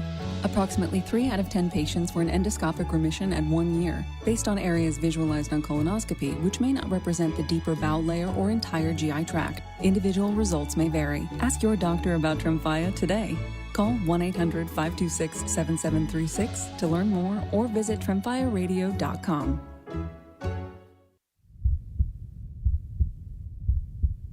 Ever had one of these moments? You're at the checkout, heart pounding, wondering if your card's about to get declined. Or you need to hit urgent care, but payday is still days away. Or hey, maybe your weekend poker face didn't quite pay off. That's where Cash Call comes in. We'll spot you $1,000 anytime, day or night. Just apply online and we'll load the cash right to your debit card in about 10 minutes. Boom, problem solved. We charge just $50 for this loan, and you can pay it back over 12 months at $96.87 per month. Or, if you can knock it out early, you can stop the interest in its tracks. Need a quick grand? Get it now at cashcall.com. APR is 28.73%, subject to credit approval. Loans made pursuant to the California Department of Financial Protection and Innovation. Cashcall.com. That's cashcall.com. Life insurance. Why are you putting it off? Can't afford it? Too much hassle? Think you don't need it? There's lots of excuses for putting off life insurance. But if you weren't there, who would pay the mortgage and other bills? With Ethos, you could be covered in 10 minutes and boom, family protected. Ethos, fast and easy online term life insurance. Up to $2 million in coverage with no medical exam. Some policies as low as $1 a day. Answer a few health questions and get your free quote at ethos.com/play. That's ethos.com/play. Gain a global perspective and specialized skills that many of today's top employers are seeking with an MBA from University of Maryland Global Campus. Study online and complete your degree in just 16 months for about $21K. Choose from MBA specializations in global business, marketing, HR, finance, and more. No application fee if you apply by September 3rd. Learn more at umgc.edu. That's umgc.edu. Certified to operate in Virginia by Chev. It's the Travis and DeMarco Show on ESPN LA. It's time for Who's Hot and Who's Cold. You're as cold as ice. Thanks to our friends at NextGen. NextGen, the official air conditioning, heating, plumbing of SoCal sports fans. Call 833-3-NEXTGEN, NEXGEN, or visit nextgenairandplumbing.com. Time for Who's Hot and Who's Cold. Thanks to NextGen. Right now. Aloha. Buenos dias. Black 59 Razor. Maybe what's hot is a glasses thief at 710 ESPN. Somebody stole your glasses? Both, Well, he lost his over the weekend. Last Friday. I was here. I was wearing them throughout the show. And then after the show, I couldn't find my glasses. Mine are not a 710 monster that got him. I had them on my face yesterday, and I got up this morning to go to work, and they're gone. I don't know. You need to go see a doctor. Old? Yeah. Who's going to steal glasses? I'm what are not you going to do with them? I'm not saying they stole them. I misplaced them. I don't know where I left them. You both I don't lost know where they are. No one stole your glasses. Yeah. Yes. It's a glasses That's what they want you to think. Yes. Hit you. Right. Right. What is So what is hot is the Thunderbirds. So I'm bringing this up because in Chicago over the weekend was like an air and water show. So they were both doing airplanes and boats and love those. Good stuff. So and Hayden Christensen was the guest of honor at the Cubs game. So he threw the ceremonial first pitch, but he also sang them through the Take Me Out to the Ball Game. He played what became Darth Vader in the prequels. Anakin. Anakin Skywalker. All right, so this is during the broadcast, the Cubs broadcast. The broadcaster is trying to throw to a read and then to break, and this happened.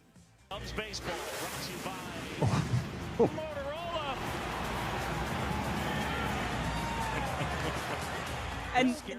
And wait, what do you say? So he goes, I'll play it again in the beginning. Cubs baseball brought to you by Motorola. That's a jet going supersonic Oh right my over God. the top of the stadium. So he's going, the Cubs are brought to you by, whoa! I thought he said the wrong team name. No. Oh, it's the sound. Okay, It's and then if you see the video, it's a shot of the dugout they all these broadcasts have, and it's Justin Turner really close to the camera. And PCA. And it looks as if Justin Turner is ducking and covering as a bomb. Yes. Came down in Chicago. They both do the, feel like one of those. Was he too low? Was he below the hard deck? It was okay. So let me ask you this: have you ever been like to a game or an event where you don't know a flyover is like going to happen, and all of a sudden it happens, and you're not ready? It's terrifying. You lose control of things. It's terrifying how loud it is, and the just the impact of the sound in the bowl of the stadium. Yes. Very intimidating. Yeah. Okay. Scared the hell out of him. Makes sense. Those guys jumped so hard that if you've never experienced it, it's hard to explain how scary that is, where that incredibly loud boom happens. And sometimes they go over the top and there's no sounds because the sound's behind them. They're dragging the sound with them. No. That the two guys doing the call at the game didn't drop an F-bomb is a miracle. Right, no doubt. And I would have done it for sure. And Hayden Christensen in another clip is like in the middle of leading them all and like take me out of the ball game with his daughter. And so he goes, and a 1, and a 2, and a whoosh. Wow. And it was very funny. We were at the Rose Bowl one year, and they do a flyover at the Rose Bowl every year, and usually it's the stealth, and it's pretty cool. I'm not going to lie. It's pretty cool. It's it comes in very low and actually moving pretty slow. Yes. Like it comes in and it makes that low rumble. It's not particularly loud, but it's impressive. One year they had a single, I think it was one of those F-22 Raptor things that looks like a spaceship. Yeah. So it comes over and you can see it coming. It's coming from the north end of the Rose Bowl towards the south end. And you can kind of see it on the horizon. And right as before it gets to, and this feels like, 10, 12 years ago, right before it gets to the edge of the Bowl Stadium, it just goes vertical. It shoots straight up in the air with the stadium right below it, and it hits the afterburner and makes that screaming sound, and you could feel the heat come down into, it was one of the most impressive things I've ever seen and utterly terrifying. Terrifying, right? That is a spaceship that's right over the head. That's cool. It was awesome. All right, so it's cold, and I know this is both a fun subject for you, Travis, and for our new Rams pre-half and post host, Stuart Cravens. He's a big fan. Golf and Scotty Scheffler. So, okay, I'm going to explain this as I don't even know what tournament. I can look up what tournament it was. But BMW champ. I didn't have a care about the tournament that's going on. I don't really listen to or think about golf, really. Sure. But my timeline was full of this one putt. Is that the right? Chip that Scotty Scheffler made yesterday. So, Travis, explain to me why Scotty was all over. Scotty Scheffler won again. And the BMW Championship is not a major, but it's an important tournament because only a certain amount of guys get through this event into the final event of the season, which is next year. So we're winnowing. This is the golf equivalent of the playoffs, right? You have to be in the top 30 to advance. So it's very competitive. Yes.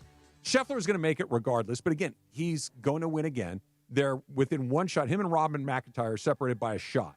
McIntyre is much closer to the hole than Scheffler is, although they're both off the green. Scheffler has a pitch and run that he chips it in the air. It's maybe, let's call it 15 feet. It's in the air. Hits the green, starts to roll towards the hole. It rolled on the ground. No exaggeration, 60 feet. Oh, yeah. Just kept going. And you're watching, drops in the hole. Basically wins in the tournament at that point. And because he's Scotty Scheffler, he just kind of little low-key fist bump. It's going to be his 5th win of the season. He's won 2 majors. He's the number 1 player in the world by 100 miles. And every time he's in a tournament, he either wins or gets very close to winning. It's the first thing I've ever seen that's kind of sort of a little bit like Tiger, only without any of the buzz, without any of the personality. Wow. Like he's the best golfer in the world. By a factor that we really haven't seen since Tiger. He wins every time he tees it up, more or less. He wins majors at a rate that's way higher than any rate. Yeah. He comes through in big moments time after time. The performance is as good as anything we've seen since prime Tiger, which, by the way, was 16 years ago. Yeah. And it's like, yeah, okay, cool. Part of Tiger's Tigerness was no one looked like Tiger doing that. 100%. Yeah, this is why. And the red shirt, yes. kind of the cockiness. He himself brought a great deal of energy. He's fist pumping. He's jumping up and down. Like he's just this incredibly intense, riveting figure. Scotty looks like an accountant. Scotty looks like a pastor. Like he just looks like a regular dude who happens to be great looks at golf. like our neighbor. Yeah. And it's just, it's amazing and boring simultaneously. Okay, here's the other thing. Is he just locked in? No, I think he's just boring. Because I saw that clip, and he looked like he was just like locked in. That he's almost an automaton. He of is winning. locked in. He is, but it's also he's just inherently not an uninteresting. It's not his fault. He's just uninteresting. I thought he was good in Happy Gilmore too. He was very funny in Show Happy that Gilmore more. too. Yes. Yeah. No, he's not. Kawhi Leonard is an enigma. I don't know what's going on in his head. I don't know. Scotty Scheffler, I feel like I know he's like. I think Kawhi is hiding his personality. I think that's really Scotty Scheffler. Okay. I think Kawhi is very guarded with who he lets see who he really is. Okay. And I think you're seeing Scheffler. It's just, it is what it is. I was watching the tournament yesterday, right? It was Susan and I were having lunch. There were two TVs, Dodgers to our left, golf to our right. And he hits this chip, and I'm watching it. I'm like, is that going to go in? Yeah. And it goes in, and I expect the director to cut to Scotty, to cut to the crowd. Go, ah! Nope. And there was. Okay, here's the dumb question. It's just so weird. Did he mean to hit that, or was he lucky? A little bit of luck and a lot of skill. Okay. It was one of these, he expected to get it within 2 feet. Right. But that it went in. And by he the way, drained it from there. To get it within 2 feet is a degree out of difficulty is a 9 out of 10. Right. And he made it instead. Okay. He is as good as anybody I've seen with a golf club, not named Tiger Woods. And if you told me, hey, he's on TV right now, like, okay. Needs a and rival. I love golf. Yeah, needs a rival. That would help a lot. Yeah. That would help a lot. The anti-him. Loud and not as good. Yeah. That would be good. Yeah. Something. Yeah. And it's somebody that has a chance to beat him. Right. There you go. Right. It's pretty lopsided. Who's hot? Who's cold? It's brought to you by NextGen, the official AC heat, plumbing, and electrical company of SoCal sports fans. Call 833-3-NEXTGen. That's 833-3-NEXGEN or visit nextgenaaronplumbing.com. The Dump is coming up next. Tonight, history happens on ESPN television. Don't miss Rich Eisen's return to SportsCenter for the first time in over 20 years. Rich Eisen hosting SportsCenter tonight at 8 p.m. on ESPN TV, right after Monday Night Football. I can't wait. I remember growing up watching Rich do SportsCenter, and Rich Eisen's back on SportsCenter tonight at 8 o'clock after Monday Night Football, tonight on ESPN. Have you been impacted by the Southern California wildfires, like Eaton and Palisades or other related fires this year? You're not alone, and you don't have to recover alone. Join us for the Ashes to Answers, a wildfire expert panel event, August 21st and 23rd at the Westin Pasadena. The event is free and hosted by the Rise Relief Project. We support those impacted by the wildfires with supplies, resources, and emotional care. Get real answers about insurance claim recovery, rebuilding your home, and your real estate options. Learn how to speed up your recovery and find out if you qualify for a wildfire class action lawsuit. Our team of experts, legal advisors, and community partners will be there, offering resources, support, and critical aid. In times of crisis, you need more than hope. You need help you can count on. Rise California. Relief, intervention, support, empowerment. Call 800-484-RISE or log on to risereliefproject.com to RSVP. Register now and receive a free gift at check-in to the event, August 21st or 23rd. 800-484-RISE. Your fantasy draft is here. The Smack Talk is starting, and this season, ESPN Bet is giving you more ways to ride with your squad. Introducing ESPN Bet Fan Center, where you can instantly link and bet on your fantasy teams right in the ESPN Bet app. An enhanced sports betting experience only from ESPN Bet, the sports book for sports fans. Download the app today. Must be 21 plus. Gambling problem? Call 1-800-GAMBLER. In New York, call 877-8-HOPE-NY or text HOPE-NY 467-369. Adam Scheffler here for Vivid Seats, your ultimate destination for all your sports and concert needs this summer. With a game-changing rewards program and an unbeatable selection of tickets, they make it easy for every fan to watch their favorite teams and players in action. Catch every home run and thrilling comeback in person from your favorite seat. Plus, every ticket is backed by a 100% buyer guarantee, giving you peace of mind with every purchase. Don't forget, Tuesday at 5 p.m., we will announce the new football season fall on-air lineup. Are you ready? 5 p.m. Tuesday with Sedano and Kappa and me as we announce our new weekday lineup. Usually we start with like birthdays in the dump. I want to kind of jump ahead to something a little bit further down on the list, and I do this for my pal G-Fish because this is his favorite non-sport kind of sports story. Does G-Fish have the cutting boards? That's Yes. your other friend. No, that's G-Fish. Okay, I need 3. 3? I'm 3 for Christmas. Tell G-Fish I need 3 for Christmas. Like the ones you have already, or It's It's actually ladyfish, right? His wife Rosemary does them, they do them together. Herb. They do them together. Yes, not the herb. No. That's Rosemary. Greg's lovely wife is Rosemary. Okay, Rosemary. Yes. Gotcha. What was I talking about? The cutting board. This is so. It was today in 1992 that Celtics forward Larry Bird announced his retirement from the NBA after 13 seasons. 13 seasons is a long time, but for a player like Bird, it's not that long. I would have said it was longer. I would have thought Bird played. Bird would have played 15, 20 years, yeah. 15, 20 years. That's what it seemed like. Except for Larry Bird had a back that wiped him out. Yep.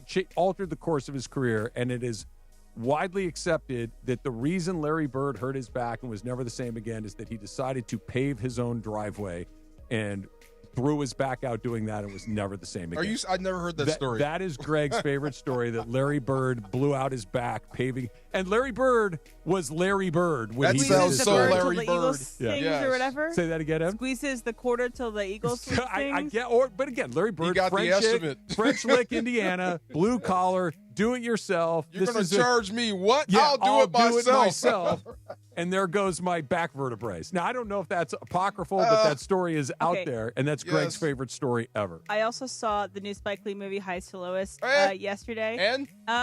It's good. Okay. It's not Spike's best. It's not Spike's worst. Is that the one with Denzel? Yes, okay. Denzel. It's a remake of a Kurosawa film, a reinterpretation of a Kurosawa film from the 60s. But in it, he takes every opportunity that he has to say F Boston, and this isn't a spoiler, but there's an interaction with some police officers, and one police officer asks this guy for who's a former Laker in the movie for an autograph, and the guy goes sure, and the other guy goes Larry Bird, and it's just like, oh, okay, Boston police officer gets it. I got it. I wish we could have Bird Magic all over again. Oh, that was so amazing. It was different so time. good. Totally different time. Era. Anyway. I think you can still get to it. They really... The more the Euro influence in the league. I think you need to... It was the perfect storm. Yeah. It was LA and Boston. It was black and white. Yeah, It was country versus not country. It was two franchises that already had a long history of hating one another. Yeah. It was perfect. It was perfect.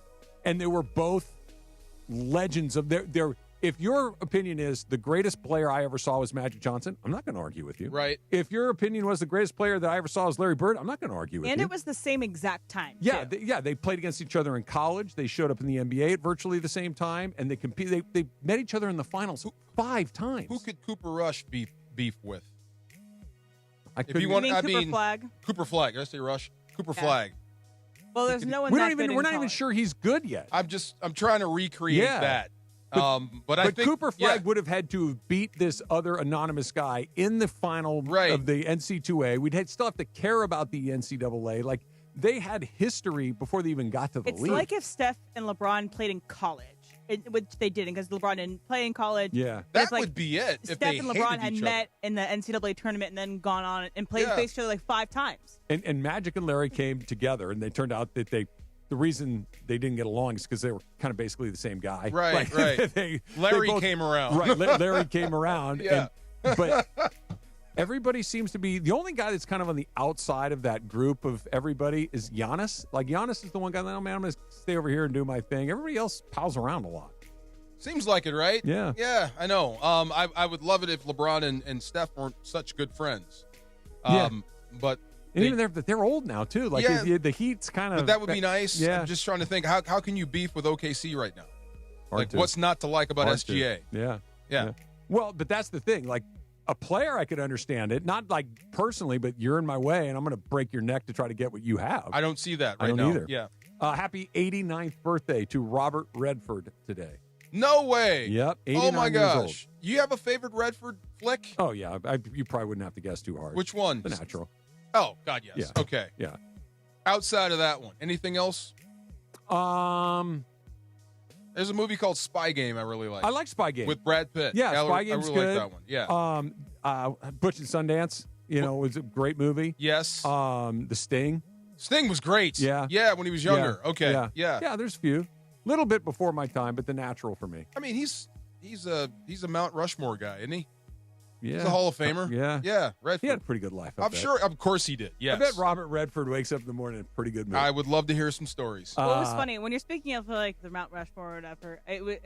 Spike Lee was on with Bill Simmons, and maybe actually I was listening to an old thing. Anyway, they were talking about how it's like in acting, it's rare that there is like a GOAT debate or if there is a Mount Rushmore debate because everybody kind of goes into separate spots. Unlike sports where you like literally head to head.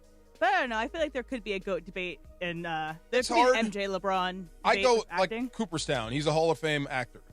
Like you're that he's in that group. But as far as do you have a GOAT actor? The greatest of all? That's hard.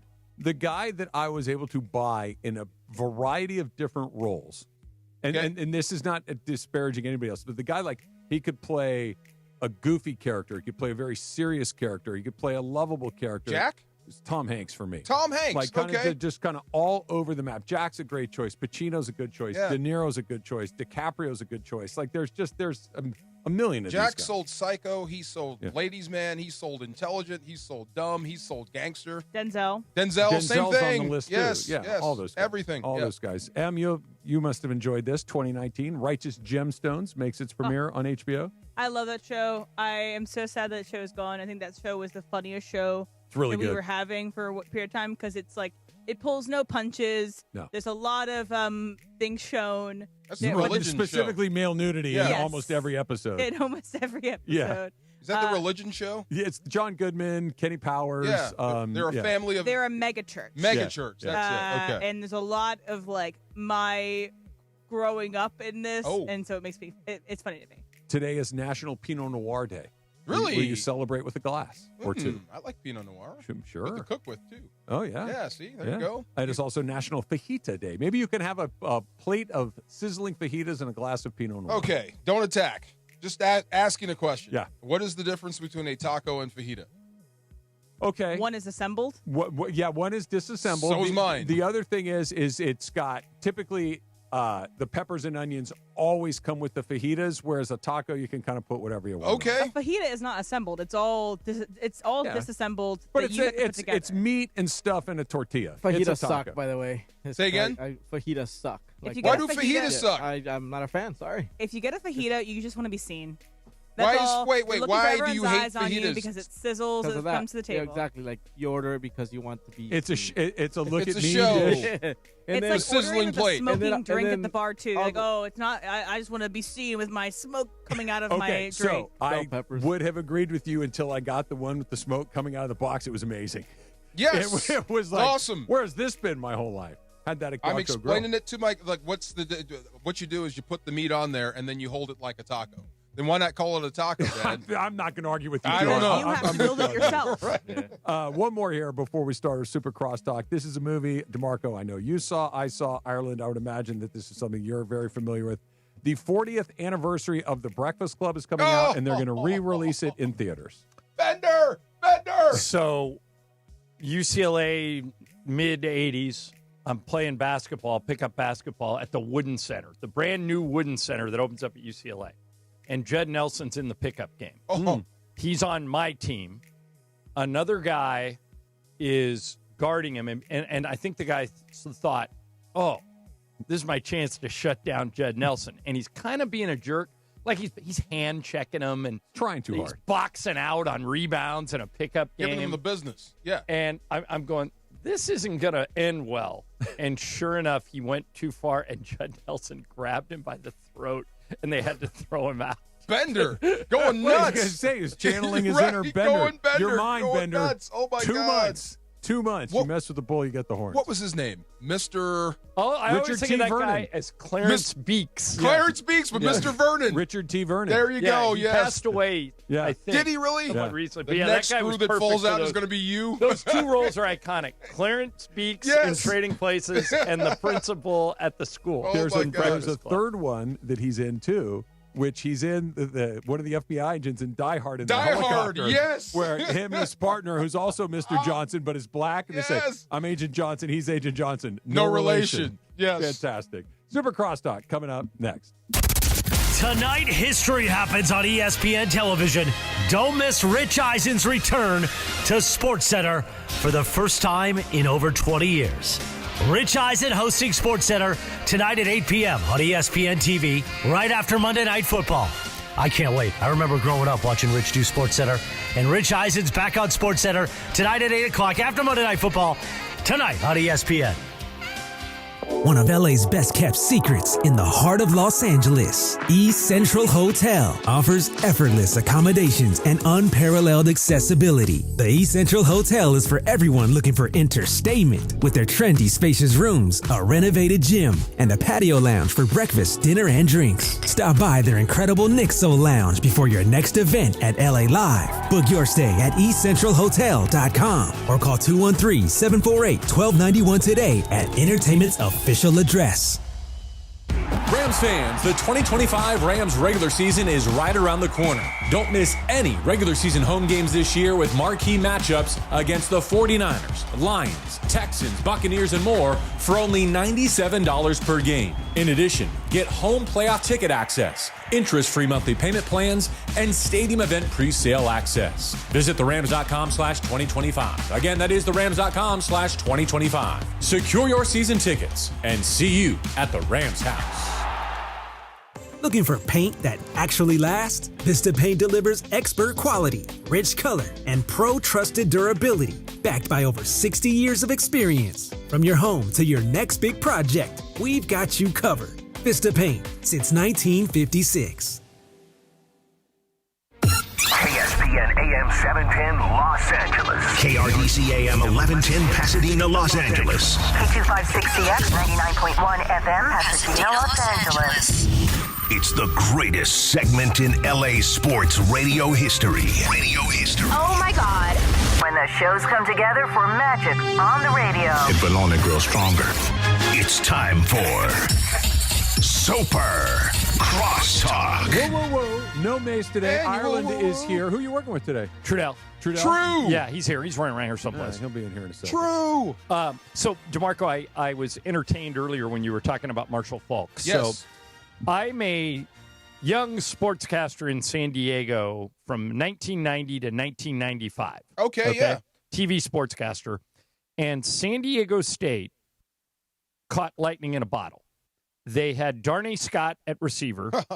They had a guy named David Lowry at quarterback who was really good. Remember that name? And the tailback's a guy named T.C. Wright, who was solid. And the coach was a great guy, a guy named Al Luganbill. Oh, sure. Yeah. And so T.C. Wright goes down in like the second game of the season. And Marshall Faulk, who was recruited to be a defensive back, says to Al Luganbill, while he's hurt, you should put me at tailback. And Al goes, great idea. I need running backs. Let's go. He puts him in, not exaggerating, runs for 300 yards in his first game. Was that against Pacific that game? Yes. And so we all go to practice on Monday, and Al, who, again, I loved Al, great to me, great guy, but super confident, super sure of himself, like most successful coaches are. And I went, so this kid, this freshman, who ran for 300 yards in one game, what do you do now? And Al, steadfast, goes, guys, I got a policy. Used it my whole life. You cannot lose your starting job because of an injury. T.C. Wright is our starting tailback. And as soon as he's ready to come back, we'll find ways to use Marshall. But T.C. Wright, that's his job, and we want him back. Okay, next week, I think they go to Hawaii. And Marshall runs for 350 yards. I mean, nobody can tackle him. Yes. And we go back to Al. And Al goes, before you even ask, can't lose your job. I'm telling you guys, I know this is unbelievable. The guys run for 600 yards in 2 weeks, but T.C. Wright's our tailback. Okay. Next week, like 295, like some insane number. Killing it again. And we go back, and I look at him, I go, and he's not as confident this time, and he's looking at me, and I go, do I even need to ask? He goes, well, we're talking about something extraordinary here. Right. Yes. T.C. Wright, bench. Never say never. He was Wally Pipp right there. Same thing with you not taking that thing back when you paid too much for it. See, same thing. So sometimes you got to admit when you're wrong. You guys tell me that. And I don't want to get into Mike too Trudell many swapped in. details. Hi, Mike. Trudell, Hi, what's Mike. up? Hey, guys. Because I'm trying to protect the guilty, namely Yes. Okay. myself.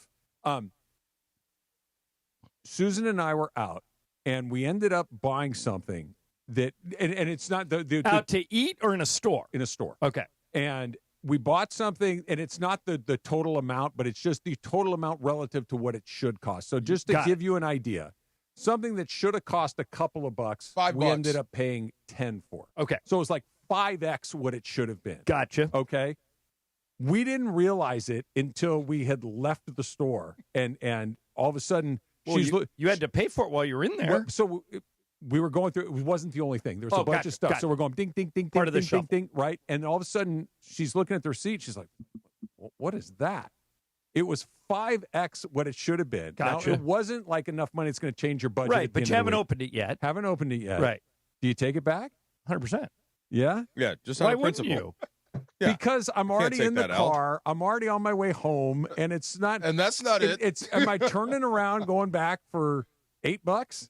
Oh, well, okay. This is where it depends on the it's time. 5X. Wait, are you never going back to the store No, again? no, I am, Okay. but it's perishable. He's trying to save No. face. So It's food? Yes. I had the same thing happen. Like, Would they allow you to take back food? Of course they would. In this case, they would. Yes. I've had this. Just this is like if you're at name your place, Chick-fil-A, and you go through and I have 25 items ordered and they forget one of the nuggets, and then I get home and one of my kids is, hey, where are my nuggets? Okay, Right. they're not in the bag. And so there's and I paid for it. So there's a time. Is the Chick-fil-A within a 10-minute drive? Like all of these things start to factor in. Oh, for me, What it's else can 5 I minutes. Get? Yeah. What else can I get them This to eat? would If have not, been a is it round just about trip. the money? It would have been a round trip for me to rectify this. It would have been 25 minutes out of my day. It's not so bad. I would have gone back. Yes. Ooh, 25 stuff. DeMarco, you're with me? I would have gone back. I said wait for the next shift because it's not just the distance. It's he doesn't want to lose face going back in there. That's what it This is. is some part of it. This is some place you guys go regularly? Yes. Okay, yeah. Yes. They would have, if they recognized, they would say no problem. They would have done it without any complaint So, the whatsoever. question- It's just it was more. I was more embarrassed that I missed Right. it to Well, begin there with. it is. Well, what this is as I've gotten older, I haven't had a speeding ticket in a while, but when I used to get speeding tickets, it's like, my driving record's pretty good. Just pay it.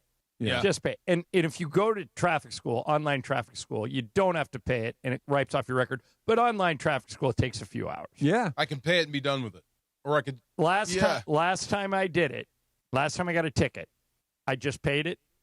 My insurance went up. I shouldn't have done it. yeah. I go, and I called my insurance. I go, I haven't had a ticket in 10 years. I didn't He even know goes, they gave speeding tickets in L.A. I It used to was get in, them- no, it I was used to in, get it them was every in Sunday. Idaho. Oh, there you I go. got it in There you Idaho. go. Do you know how fast you need to go to get a speeding ticket? No, I'm serious. You have to be flying. So I was 16. I had a soccer tournament in Wisconsin, and the second that I crossed the border from Minnesota, I got a ticket for going like 68 and a 65. Ooh. And I at the time I was with my mom, not my dad. If it were my dad, 68 and a 65 isn't speeding. You are speeding. Well, But no, they saw the that's what I'm out-of-state saying. plate. They got nothing else to do there. Here, there's other things going on. I'm not worried about this. I may have told you this story. So it was my mom and I. We were driving from Los Angeles to Phoenix. I used to live in Phoenix. We were going back, but I was driving the car. I was maybe 17 or 18, and we crossed the Colorado River. We're now in Arizona. You know that town Quartzsite that's kind of just outside there. We're going along, and I don't know, call it 50, 60 feet in front of me. I see that there's a Arizona highway patrolman on the road driving. Right. And so I'm getting a little closer, so I slow down. And so instead of going 70, we're going 65. He's in front of me going 65. I'm traveling at a safe distance. Yeah. He drops down to about 60. So I drop down to about 60. He drops down to about 50. And we're doing this, and he just You're keeps doing the slowing down. dance. Yeah. And all of a sudden, but I'm behind him, and all of a sudden he's going 50 miles an hour on the freeway. I'm like, all right, I'm going to go around this guy. Pull out, safely go by him, pull back in front, start going back to the speed limit 65 or whatever it is at the time. He's following me. Lights come on. What? He pulls me over. And he's like, why were you going so slow? So slow? Yes. And I said, well, it's the drugs in the glove compartment, sir.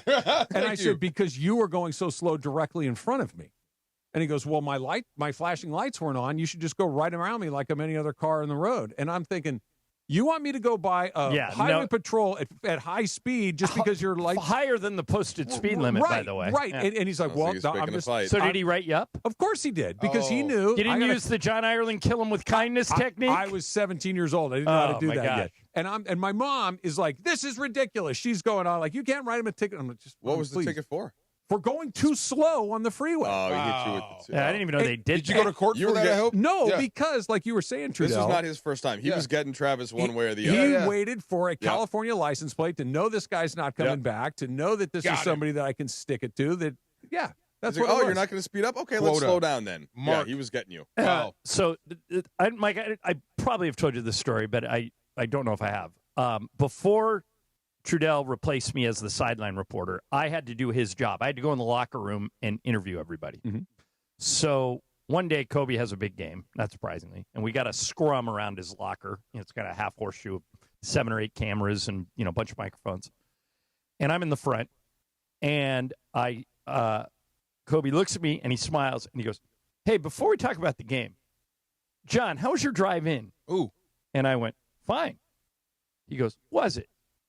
He goes, yeah. He goes, because you zoomed by me going solo in the carpool lane. And there's like 10 cameras around. And why was your shirt off, John? And I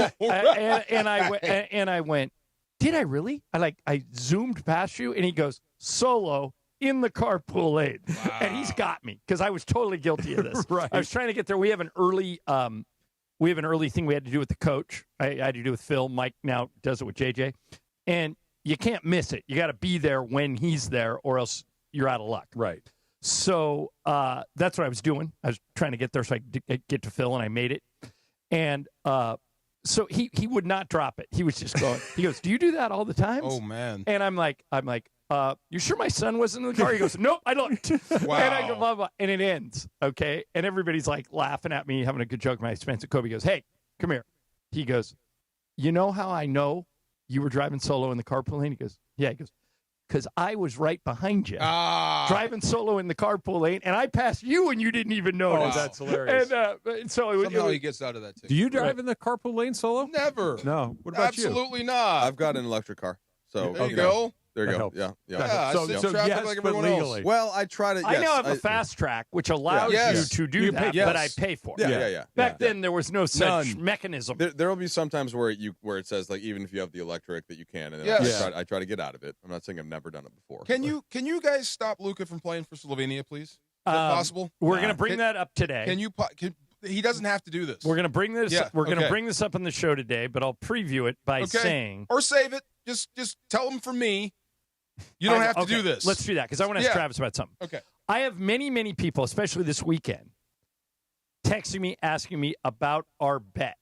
Oh, yeah. And so the bet, for people who don't know, I thought Travis and Mason were extremely overconfident at the start of the season in regards to the Dodgers. Oh, okay, yeah. I'm rooting for the Dodgers to win it all. What's the bet? The bet is I have the field. I have And the they other have the 29 Dodgers. teams, and Okay. Trav has the Dodgers to win the World Series. Yes. If the Dodgers win the World Series, I have to come work with you 6 on hours. a day that Trav picks. Okay. And then I have to hang around and do my show, and it reverses if I a team remember this other bet. than the Dodgers. Okay. Right. Yeah. So until this weekend, I was feeling pretty good about my position. But I'm starting to wonder. They may just have a switch that when the games are – and what jumped out at me, Trav, about the weekend is the starting pitching showed up. Yeah. Yamamoto didn't even pitch in this series. Neither did Ohtani. And they mowed them down with 3 big starting performances. One from Kershaw, one from Snell, one from Glasnow. Which is amazing. If they get that, I very much like your position better than mine. What do you think? I think we saw why they were still the favorites, even though they were playing like you-know-what. Right. That even though they were really struggling, they were sloppy on defense, they were running the bases poorly, their bullpen was a mess, their starting pitching was in disarray. It was still I'm still picking them. To your point, we really should be talking more about the fact that how are they in first in light of all the injuries. That's how good That's they are. what nobody's talking about. That, like talent, any money. other team to suffer the injuries they've suffered would not be in first That place. and Kershaw might be your best pitcher right now. He had that. They're going to, like, Bergman and Mason feel like there's no way he could be on the postseason roster. They may have amended No, those you're positions. changing that now. I thought I Bergman did, yeah. now think he's likely to be on the postseason roster I the do way too. he's pitching. I think you have no choice. He's been your second best There pitcher you go. all year long. But those three they threw out there. Yeah, lights out. I think you have to give all of them the ball, and if you do, and you add Ohtani and Yamamoto, there's no role for Kershaw. Well, here's the deal. Okay, let's play this game real quick. Yamamoto absolutely will get a start, assuming health for all these guys. Agreed. Yamamoto's a guaranteed. Yes? Yes. Yep. Okay. Snell, guaranteed yes. Yep. Glasnow, guaranteed yes. Okay? Well, Right? you're leaving a pretty big name out. It's coming. Leaving two big names out. Yeah. Shohei, Guaranteed yes. Guaranteed yes, game one. Okay, so there's four guys. You only pitch four guys starters in the playoffs. Sometimes three. Sometimes three. So that Or fifth two guy, last year. he's Yeah. even though he's been great, he's still clearly the fifth best option. Everybody performing at their best. If one of these guys are hurt or really scuffling, then I think you make a different decision. But if everybody's good to go, he's still in a weird spot. He'll be on the team. He will pitch, but how you use him, I don't know. Trev, you just kind of matter-of-factly said he'll be on the team.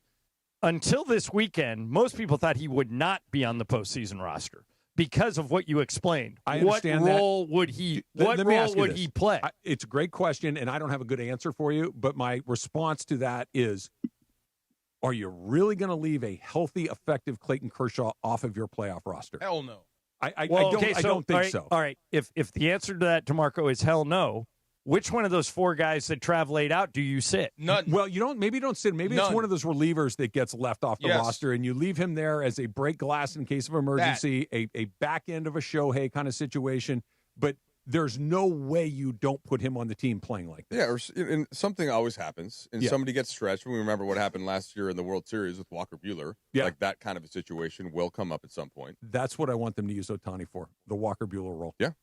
Make a start, and then, hey, we got a chance to win the whole thing tonight. Bring Come it on in. out. Here's the Bring him in. problem. I don't think he's ever relieved. He did Has in the he? WBC. Yeah, that's true.